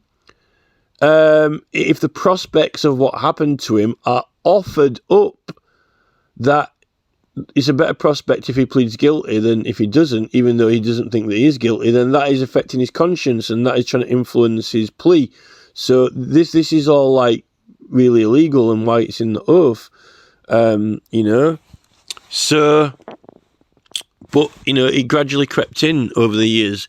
They used to take it really seriously at the time this law was enacted, but then obviously through the 1980s mainly, I think the 1980s, this whole Thatcher and Tony Blair era was a very corrupt time when and everything got corrupted. And then you've even got, I think, Queen Elizabeth is repealing all these privileges illegally when they're still opening Parliament with them in 1967. So you could even say 1967. You might say they've been corrupt the whole time through, but definitely Queen Elizabeth, there was a lot of corruption there. I think it was Prince Philip as well, to be honest, in my opinion. But so impartially discharge and perform those duties. I don't think, right, and this is not the Congress oath, this is the judicial oath, but this is just to get an idea of what we're talking about when we do start looking at the other oath and the president. You cannot impartially discharge and perform duties if you yourself have a personal vested interest in the outcome and running of government for yourself, particularly financially. Because there was a law for like people who commission in England, commissioners of works for the council weren't allowed to have an interest, a personal business or interest declared. And I don't really know how they ended up doing it up in Parliament, because the principle is actually there in English law to do with the commissioning of works that you can't have a personal benefit. And now they've effectively got contractors running the departments who are making a profit out of it, and all the decisions they make on whether we should do this or that. Oh, let's upgrade everything to 5G and make loads of money out of it, or let's, approve a new type of design of. Can you imagine if the person who worked in the government who approved roadworks on behalf of the public, right, the people, right? Can you imagine if he invented those cat's eyes and the roads? My granddad once told me that the person who invented cat's eyes for the roads and designed them, actually, he was like, he made he became a millionaire or billionaire, whatever, right? Can you imagine if that guy would have been working on the council and he was the guy who said, well, I'll approve it and commission it, so we'll do it on the roads in England? Can you imagine if any of the local councillors who approve and commission the roads bought shares in that cat's eyes business? That guy said, I've just invented cat's eyes for the roads, I'm going to make a fortune. Can you imagine if all the local councillors, said, I'll have shares in that? And then they were approving it all for all of England. What they're actually doing is getting a person who has invented something and then saying, we can do this to the whole country. And then they'd personally be making, the people who actually approve it will make a profit out of it as well. The idea of that is illegal in English law. And there's plenty of acts of English law earlier on which make that illegal. So I don't know how and why it's ended up becoming Rishi Sunak with all his business deals, all Rishi Sunak's business deals and things that get put through Parliament. You're not really meant to have business people in Parliament like Rishi Sunak, because this is in America. In America, Sunak has said, I want to go live in California when I retire. That's the place for me, right? But the thing is, in America, under the Constitution, right, the people who worked in the government didn't even vote, right? They couldn't even vote,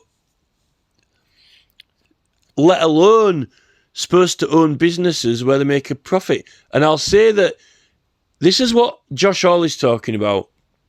He's saying there isn't any law that says you cannot own or shares in a business if you are a senator. But I don't think it needs to be the rule of law that you cannot own a business or deal in shares, because it's not actually to do with that. It's to do with the effects of that. So we're not talking about, I own this or I own that or I have got shares in this. We're talking about what would the effects of that be? What would the results and effects be of you owning a business or shares in something? The effects are that you act in its interests, right? The effects and the dynamics and the principles of owning a business are that you act in its interests, because if you didn't, then the business would crash, right? So if you own a business, you're always acting in the interest of the business, right? And this is the problem with all these pharmaceutical companies. They're acting in the interest of the business for profit over the detrimental effects of their actual products and their customers, although they need more customers. But, if there's more people walking through the door, then they're not bothered, So this is the thing with the oath. Why do we have the oath? What is it there to protect and prevent, right? And what are the effects of that? Well, when you actually look at it, what are the requisites of being impartial? What are the effects of being impartial? What are the surrounding dynamics in play of impartiality, and how does that work and apply, right? Well, I'm certain that if you apply logic and you work it out, you work out that if you own a business and if you have shares in a business, right, everyone can agree that you are acting in the interests of that business. Or if you have shares, you're acting in the interests of yourself, your own interests, right? So therefore, if you are in Congress or government and you're meant to be acting in the interest of the people, impartial, because that's what the word impartiality means. You're not partial to the interests of a business or a company or businesses or, with prejudice to any particular party. Right, or but mainly your own impartiality, your own impartiality. It says in here, without prejudice to rich or poor. It says, do equal right to the poor and to the rich. Well, that's impartiality to rich and poor, and that is without prejudice to rich or poor, to treat them the same, right? So let's look at it this way, rich and poor. So let's rephrase that in a legitimate sentence, which is not trying to deceive anyone. And let's rephrase that sentence. People who own businesses and people who don't. People who own and run businesses versus staff, people who don't own businesses and who work at businesses. So we'll have rich and poor. So there are those who own businesses and there are those who don't own businesses, right? So without, so to do equal right to them, okay? So, and to act impartially. So you cannot be impartial to businesses, all American businesses, if you own shares in half of them. Surely, how can you act impartially, right, to the rich, right, or to business owners in general versus non-business owners, poor people, right? How can you act impartially if you own shares in those businesses? You can't. Because if you own businesses or shares in businesses, you act in the interests of businesses. If you were not acting in the interest of businesses, then they surely would crash or fail, right? So therefore, you cannot act impartially, to businesses if you own them, because you act in their interests. So, I mean, this is in the oath and knowing what it means and how it applies. So, it's not, well, this is an act of law. This is legislation. This is in law. This is in law. It actually is in law and applies, right? So, the thing is, does the equivalent or the same exist in the Congress oath, in the congressman's oath, to this judicial oath, and in the president's? Does it say that they have to act, without respect to persons? But this is the thing, again, without respect to persons. Well, what about the persons of the companies whose shares that you just bought? Without respect to persons, oh, it's Judge Johnson. Oh, hello, Judge Johnson. Oh, look, here's, Berwick and Co. in court. They're arguing over who owns the shares.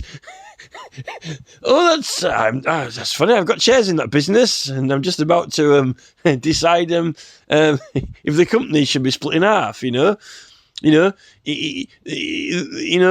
This is the thing. Can you imagine if the judge has got shares in a business, right? And then that business ends up in court in front of him, and the husband and wife are splitting up, and they have to decide who takes half the business. And if it happens to be that the wife takes all the shares, there's a large chance that, the business is going to liquidate or something like that, or whatever, something like that, right? And the judge is going to lose all his money in his money that he's got invested in it. Judges actually have to say, oh, I'm sorry, I can't act because I know these people or I have shares in this business. That's happened before. I think one of the Vob's videos, he said that he went into court and the judge said, oh, I know this person, I can't do this session, and he just walked out or something. Surely that isn't that this.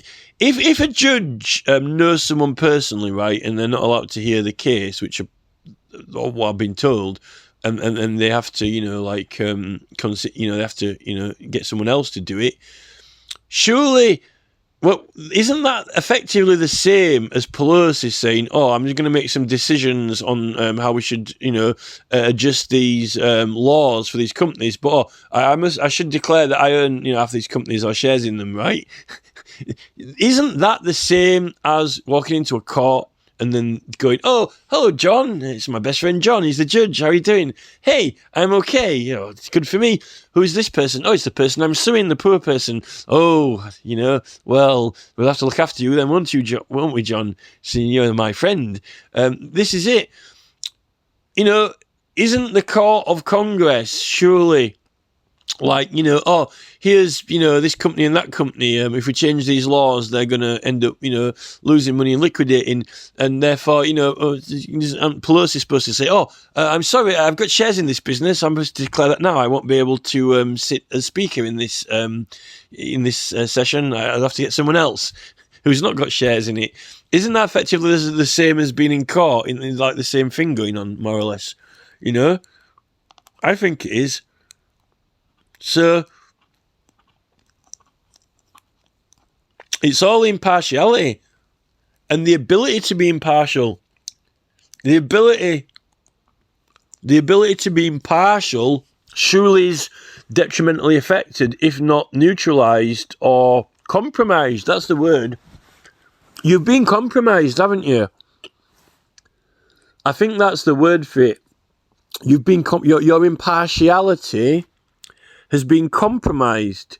So, I mean, that's what you would say with Nancy Pelosi. I guess you would say, you would put it like this in law. If you was looking for it in law, you would say, has the impartiality of Nancy Pelosi in her capacity as the Speaker of Congress, or I know she's not the Speaker anymore, but like when she was, had the impartiality of Nancy Pelosi as a Speaker of Congress been compromised by her,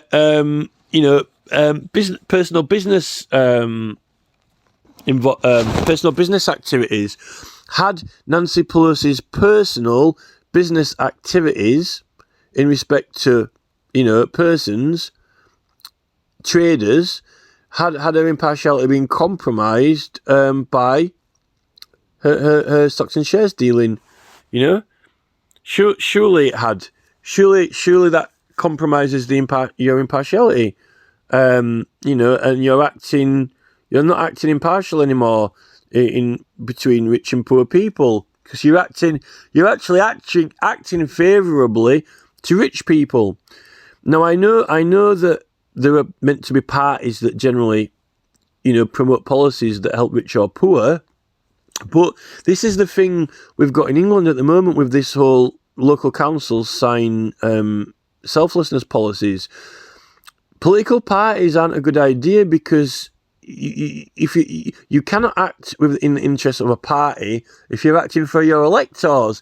Well, you say, well, all the electors are members of that party. Well, they are when there are only two parties left, or even Kamala Harris is saying, we want to unite people, not divide them. We'll unite them into a party, unite them into the company. If it's all one business, one company, Amazon, and everyone works for Jeff, then we're always acting in the interest of the company. Oh, just a minute. Let's rename Amazon as the United States federal government. Then we're always acting in Jeff's interest, because, we'll have Jeff as the president. Now we're always acting in Jeff's interest, because obviously everyone is the citizens of Amazon. The United Citizens of Amazon, always acting in the interest of the workers. You can't go wrong then. This is what Kamala Harris wants to do. Unite America. We'll all be citizens of Jeff, and all be Jeff's staff. Well, do we get to vote? Do we get to vote at the AGM meeting? Are we all shareholders? Oh, no. You're not shareholders. You're all citizens of Jeff, but you're not shareholders. No. You don't hold shares in Jeff. That's for the AGM meeting and the elite. They get to vote on things. You don't. That's the thing. Workers don't get to vote. Only the AGM meeting, only shareholders get to vote. That's why the delegates have, offered up Donald Trump and Kamala Harris. You can flip the coin, heads or tails. No, workers don't get to flip the coin. No, it's shareholders get to flip the coin. And is bald or hairy. So you get to choose. You get to choose whether you want your boss bald or hairy. Go on, Jeff. Can we vote for a hairy boss? It's Jim Hara from the HM Revenues and Customs, and his email is perm sec, the perm secretary of So you can't basically. Logic dictates that partiality is compromised if you've got personal business interests, surely. But there's no law written down that no congressperson shall have a private business, or no congressperson shall have shares in a business. But it's this basis and principle says that you have to act with impartiality. So, the legal argument is challenging. What the legal argument does is you actually bring in a challenge to impartiality. And you say, has Nancy Pelosi's impartiality been compromised by her business dealings and involvement? And, is that required as part of the oath? But I'm using this judicial oath as the example. I'm not actually using the Congress oath because I think this particular oath it's easy to explain it around. you know. I'll have a look at the presidential one. So this is actually the current oath they've got. Before he enter on the execution of his office, he shall take the following oath of affirmation. I do solemnly swear or affirm that I will faithfully execute the office of President of the United States and will, to the best of my ability, preserve and protect and defend the Constitution of the United States. So there's no direct requirement for impartiality there, or with respect to persons, like the judicial oath. But you might say, or you could say that does upholding the Constitution, right? Does that require that you actually have to make sure that all of the other people are doing their job as well and executing their offices? That's one of the jobs of the president. So if, Nancy Pelosi, for example, if Nancy Pelosi is, if her impartiality has been compromised by her business dealings, shouldn't the president, as part of him upholding the Constitution, he would have to make sure that his his staff, the entire government staff, were not compromised as upholding their oaths is part of upholding the Constitution, right? So it would be the president would be liable for making sure that Pelosi, oath wasn't compromised. Biden would be responsible, for saying, getting the Attorney General to see whether Nancy Pelosi's oath had been compromised or not, even if it wasn't in his own oath. That is part of what upholding the Constitution is. See what the original one said. You see here, look, it says from 1789 until 1861. This oath was, I do solemnly swear or affirm that I will support the Constitution of the United States. So they had a constitution and they had to support it, whatever it was. But now it's changed. I mean, you see, now that they've got to uphold it and protect it, this is why I think that Hillary Clinton and Barack Obama are acting unconstitutionally when they're going around trying to convince people, and even Kamala Harris, that it doesn't mean this or it doesn't mean that anymore. That what they're trying to do is they're trying to debate what it means. They're trying to challenge what it always meant. You can't challenge what it always meant when people when you've been using it since it's been created and you knew what it meant. It's ridiculous. You can't suddenly say that it never ever meant that. When that you can't just suddenly say, it never meant that from the first time we made it, So that is actually going against the Constitution. If Kamala Harris was acting on this oath that they just have to support the Constitution, they wouldn't have to uphold and protect it. But they do. So this is why I don't think Obama at the moment, when he's going around all these universities, he's spreading propaganda to students. And Obama's actually trying to persuade them that, maybe they should, ditch the Constitution or even, scrap it. Whereas Kamala Harris is trying to say that it doesn't even mean that. And, it never meant it. It never meant that. So that's one hell of a mistake to be. If Kamala Harris did prove that, then isn't she writing off all of American history? Surely, if Kamala Harris convinces everyone that it never meant that, then surely, everyone who's acted since then has committed, offences against the Constitution.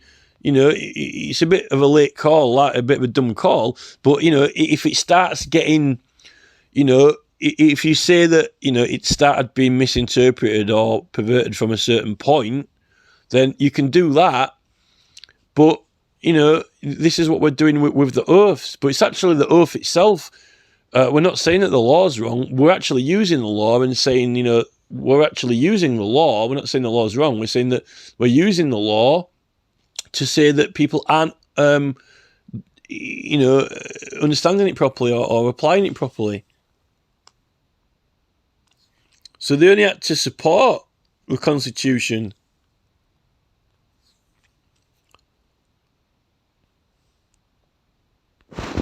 So it actually says here that the only oath that they took was, I do solemnly swear or affirm that I will faithfully execute the office of President of the United States and will do the best of my ability to preserve and protect and defend the Constitution. It started off with preserve, protect and defend the Constitution. You have to actually defend it. So that if you've already got an existing Constitution, then you're not defending it if you're trying to take it to bit. I don't see how Kamala Harris can be defending the Constitution. I don't see how she can be defending it when she's trying to make out that free speech is not free speech. That's not defending it. That is actually not defending the Constitution at all. To the best of my ability, I don't think she's got the ability to understand what it is, unfortunately. And I don't think Biden has got the ability to defend and protect it either. So there wasn't actually much to the original oath. I'm going to check to see if they've got one for the Speaker, if the Speaker has a different oath in Congress. The Constitution does not say what the swearing in must include. While most presidents-elect chose a Bible, as George Washington did, George Quincy Adams used a book of law, and Teddy Roosevelt did not use any book at all.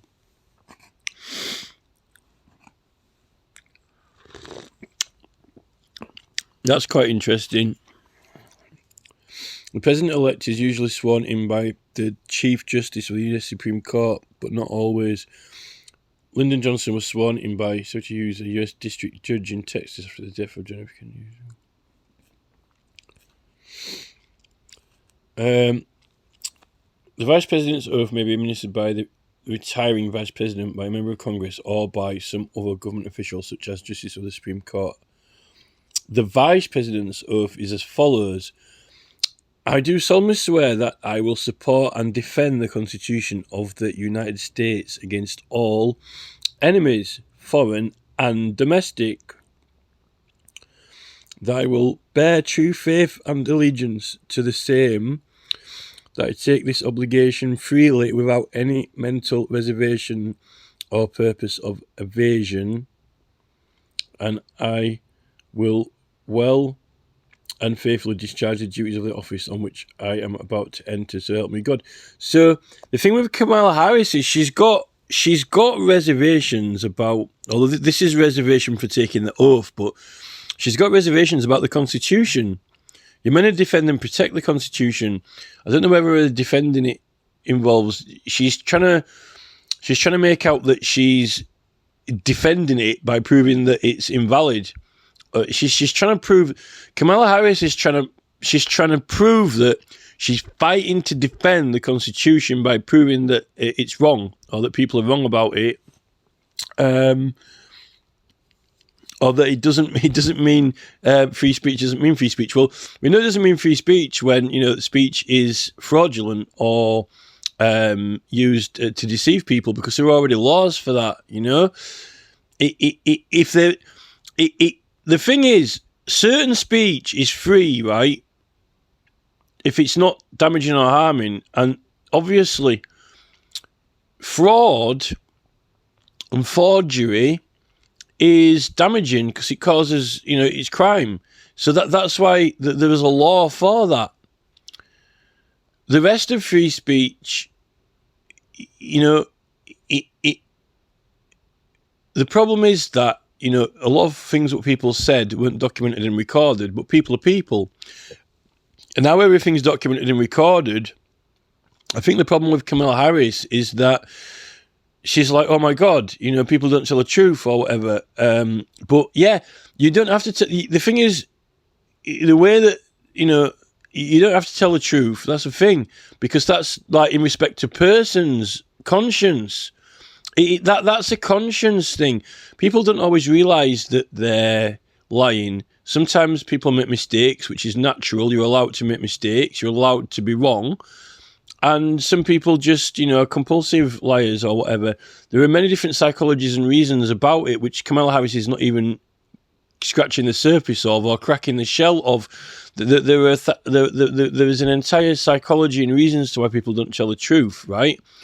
But the thing is that we define certain things where not telling the truth is harmful, like fraud, because people are financially impacted out of it. Whenever someone doesn't tell the truth, right, usually results in some kind of financial loss or puts them at a gain, it's usually, it can qualify for these other crimes, which are like theft or fraud and so forth. That's the point. But other free speech, which isn't as harmful, like, I mean, this is the thing now with comedy. Comedians make up sketches, right? It's called pretend. They lie. They don't tell the truth. So, story writing, novels, the muses, right? That is a form of lying. You have to be able to lie, right, to invent a story, because it didn't happen, it's not real, until you created it, invented it. That's what a lie is. It is fiction. It's a fantasy of creation. In the context of business and commerce, when you do that, it's a crime. In social, it's not a crime, because a major part of social dynamics and constructs, socializing, is telling stories. Some stories you tell are true, right? You an account of what happened. And other stories are made up, or else novels wouldn't exist. You would have to literally burn all the novels, because they're all pretend.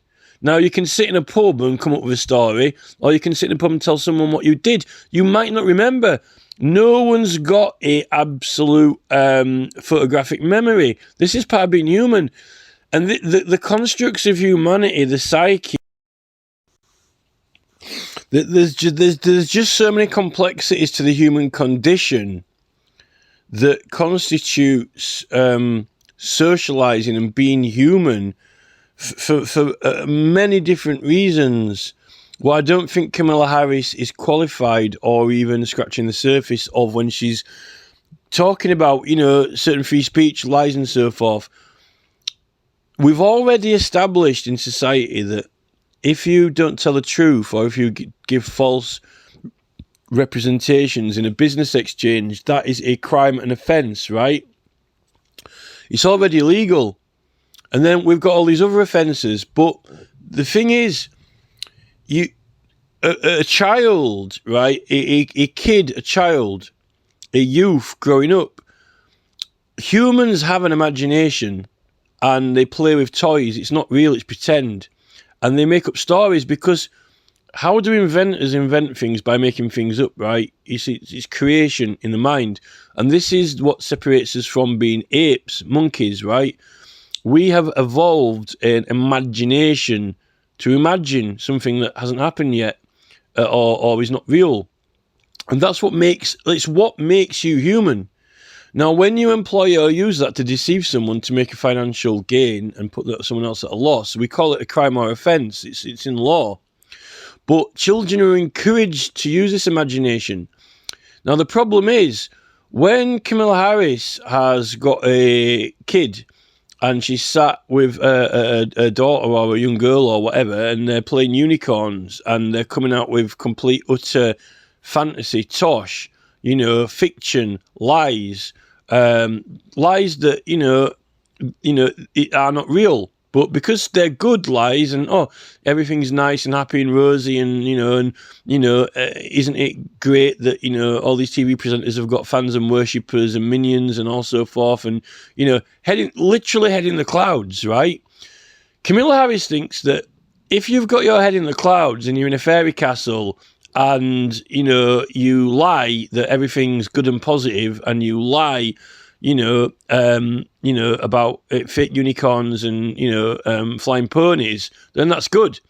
But if you lie that, you should vote for Republicans and not Democrats, or if you say that, Democrats are criminals when they're not, or even challenge them on it, or whatever, then it's bad. Or someone just say something that they didn't do, How are you going to legislate to say that anything you say that didn't actually happen is a criminal offence? Because then you wouldn't even be able to go into fiction. And the thing with humans is, humans go between reality and fiction quite often, sometimes without even realising it, without intention. You can't make it, you don't make a like when you're doing a business deal, right? You're at work, right? But then if you're swapping something over the counter, right, you're taking money for a toolbox, right? You might be speaking to the customer socially. Forbid it against Jeff Bezos' employment policy, right? Jeff Bezos' strict employment policy, or McDonald's, you must smile, If it's just an independent store, right, going by US law, not, Google policy or whatever. If you're in a store, you might know the customer, you might socialise with them, you might tell them a joke, or you might give them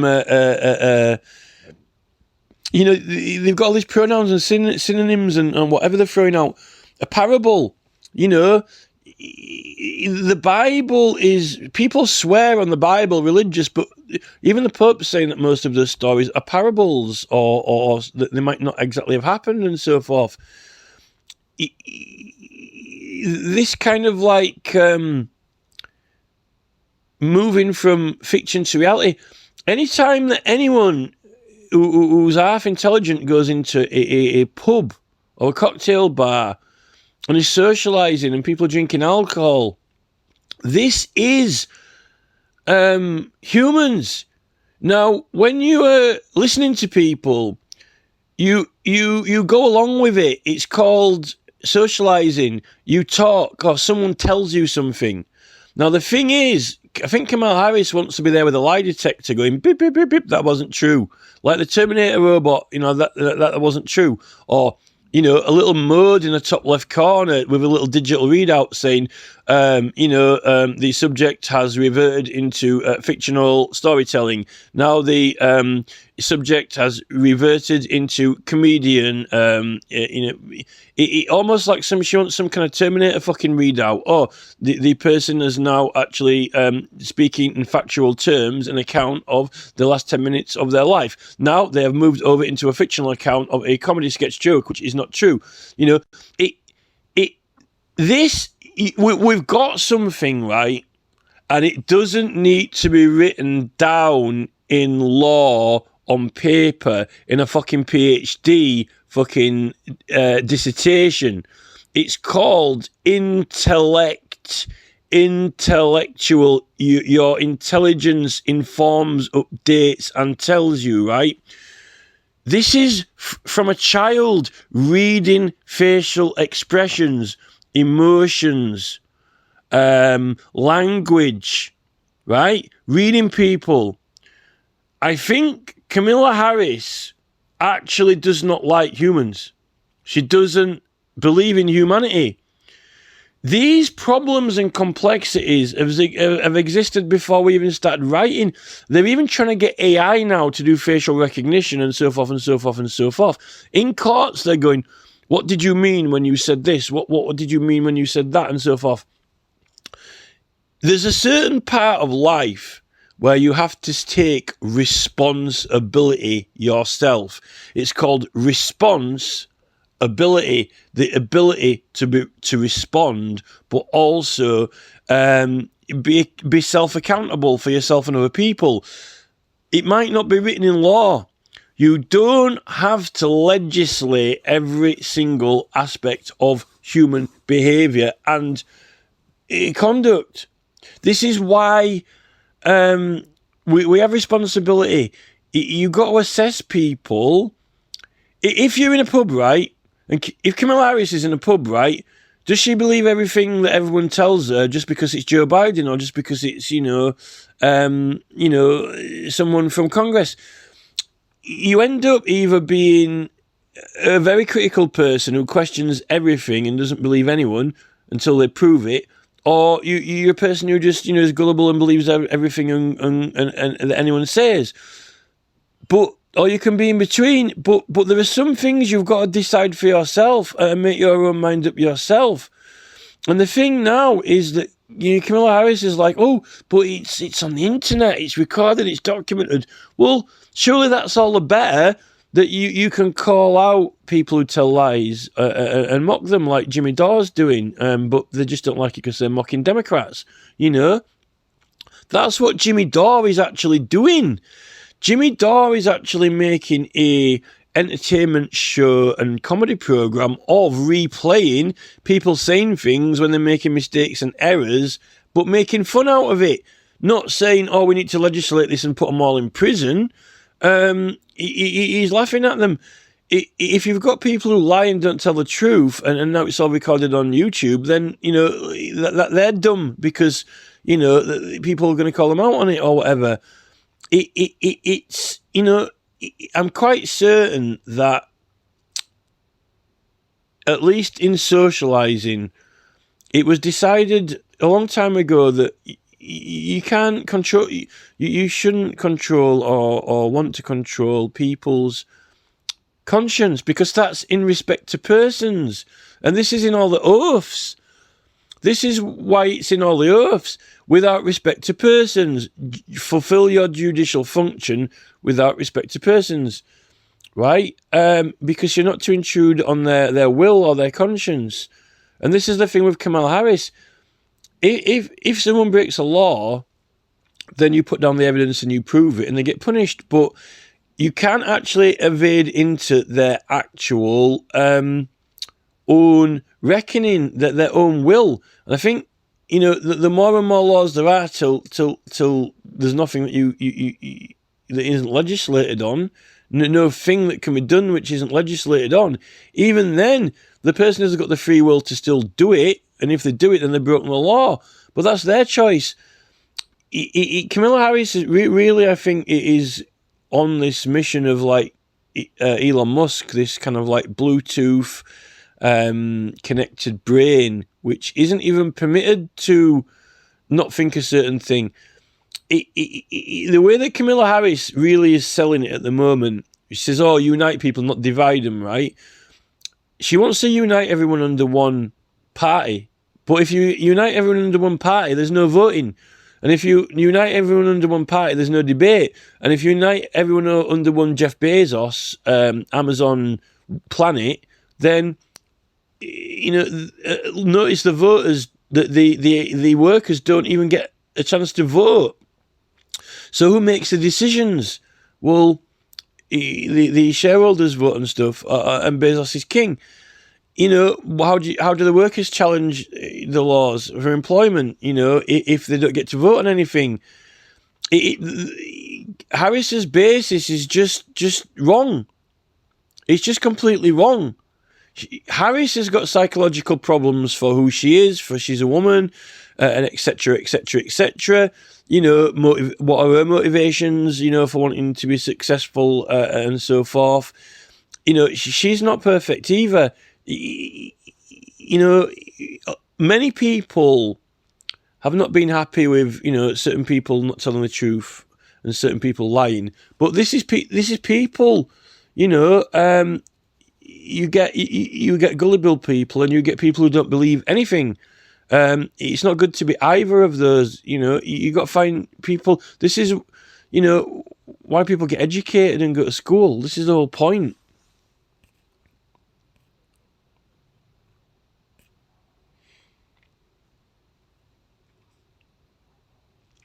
I take this obligation freely without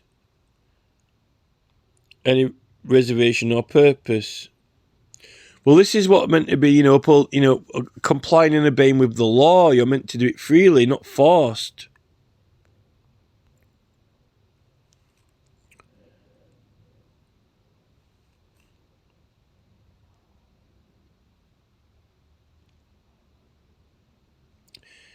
defending the Constitution of the United States against all enemies, foreign and domestic. You know, has Kamala Harris even become a domestic enemy of the Constitution? Has, you know, Hillary Clinton and Barack Obama, you know, it's questionable. They definitely are, you know, could be considered to be enemies of the Constitution if they're trying to go around universities and persuading people that it needs changing or they should ditch it. But not changing, we're talking about the parts being changed that it says can't be changed.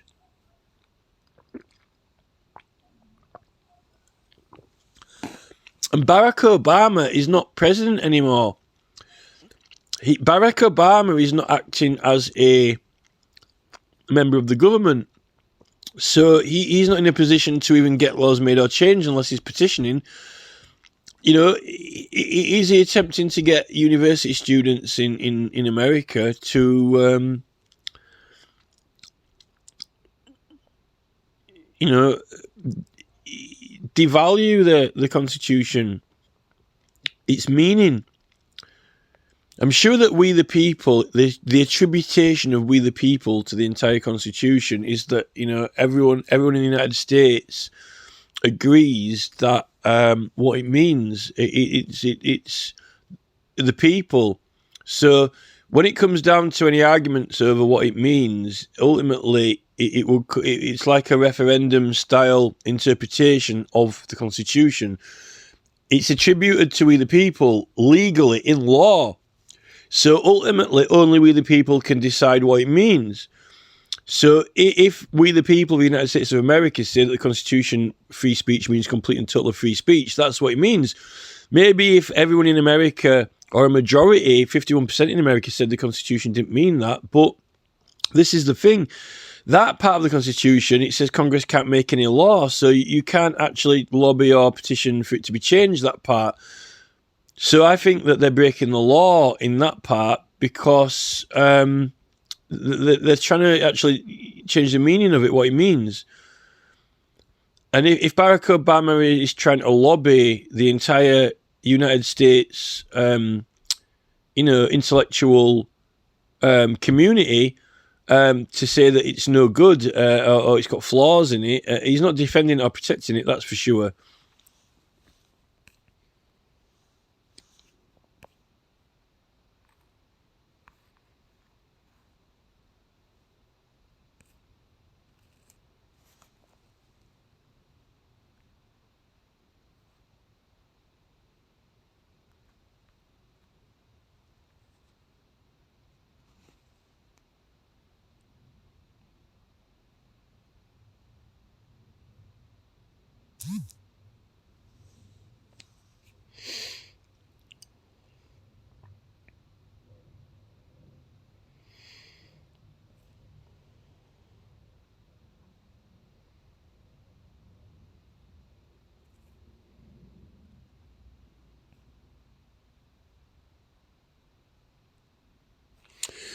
Yeah, I mean, I think with Nancy Pelosi, this is, if it was a justice, under this justice's oath, I don't think Pelosi can do that trading on the stock market. Because if you think about it, you know, a judge has got to be able to be available to judge any case that could possibly appear before him in a court. And if it's civil law, he's got to be able to hear and decide on any potential possible case that could come into that court, and it could be any of those businesses that are on that stock market, or liquidation, or ownership, or land disputes, or whatever. And he won't be able to execute his office as a judge if he had shares in businesses. So I don't think judges can have shares in businesses. Government people in government are meant to have, you know, being elected to be there or want to be there, and are meant to be impartial and unbiased and not to support one party or another. They are the government. It's the voters who petition and try and lobby and get other citizens to get the laws made or changed, which those people are going to work by. You have to make a decision when you want to be working government or whether you want to be a voter and member, you know, and decide what the laws are going to be, or whether you work in the government. You know, because the ultimately Congress are acting on behalf of their electors. Surely, I don't really know about the president.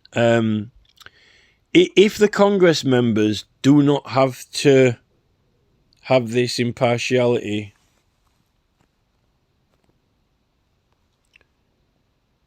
and without respect to persons, you see, if you've got shares in a company and that company's going to suffer, then also the respect for persons things comes into it, because if you're making decisions in a judicial court as a judge and you've got shares in a business and you know, you could say, you know, you could say that, oh, I'm being impartial, but, you know, is it compromising your position?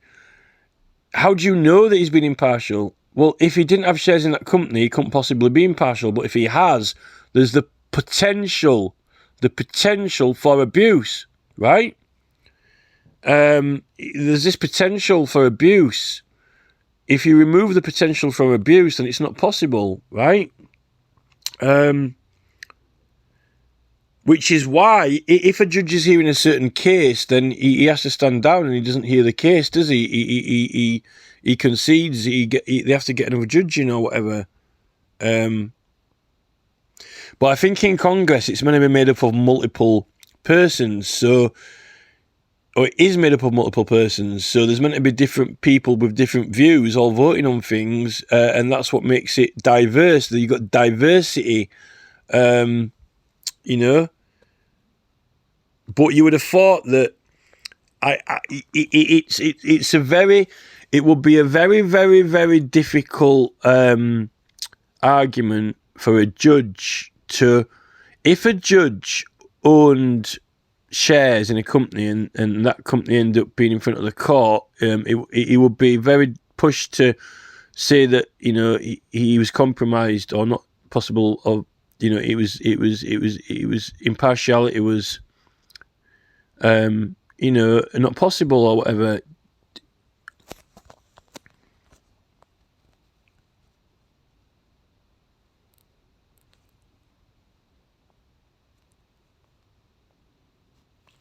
See, if it said, I do solemnly swear that I will administer government without respect to persons, and do equal right to the poor and the rich, and that I will faithfully and impartially discharge and perform all duties incumbent upon me under the Constitution and laws of the United States, and that would be different. I don't know about the Congress people. They don't have... I don't know if they have to be impartial.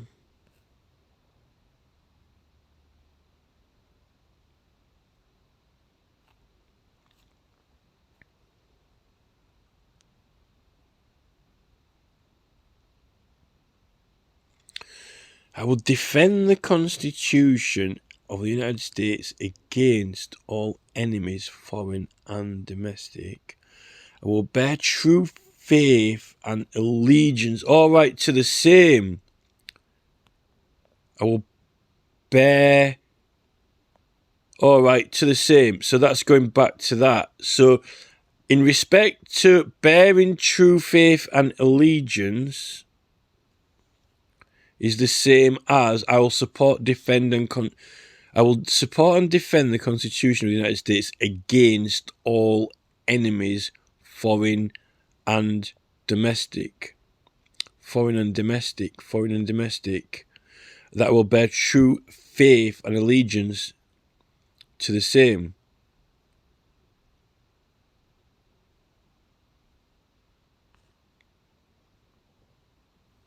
So if you've got, if you own a company, or if you've got shares in a company which is an enemy of the United States, so it's not just defending the Constitution as a government against foreign enemies and domestic.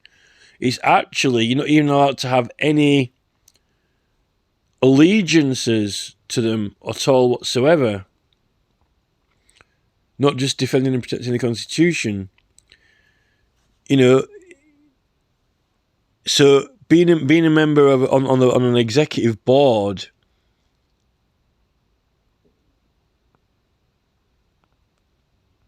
surely you can't be involved in companies that are anything to do with the enemy, then surely,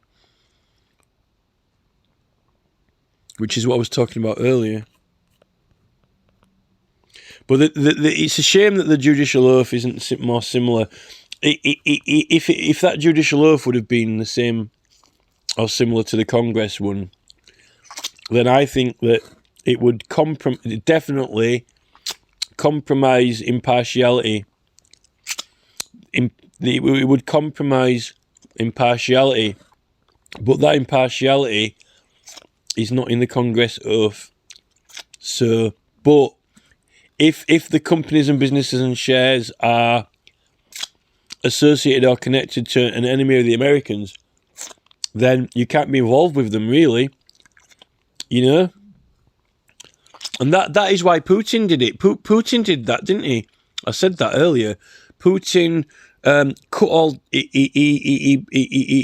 sort of he banned all this trading on the stock market in Russia, and he ditched a load of companies, got rid of a load of companies and businesses as well.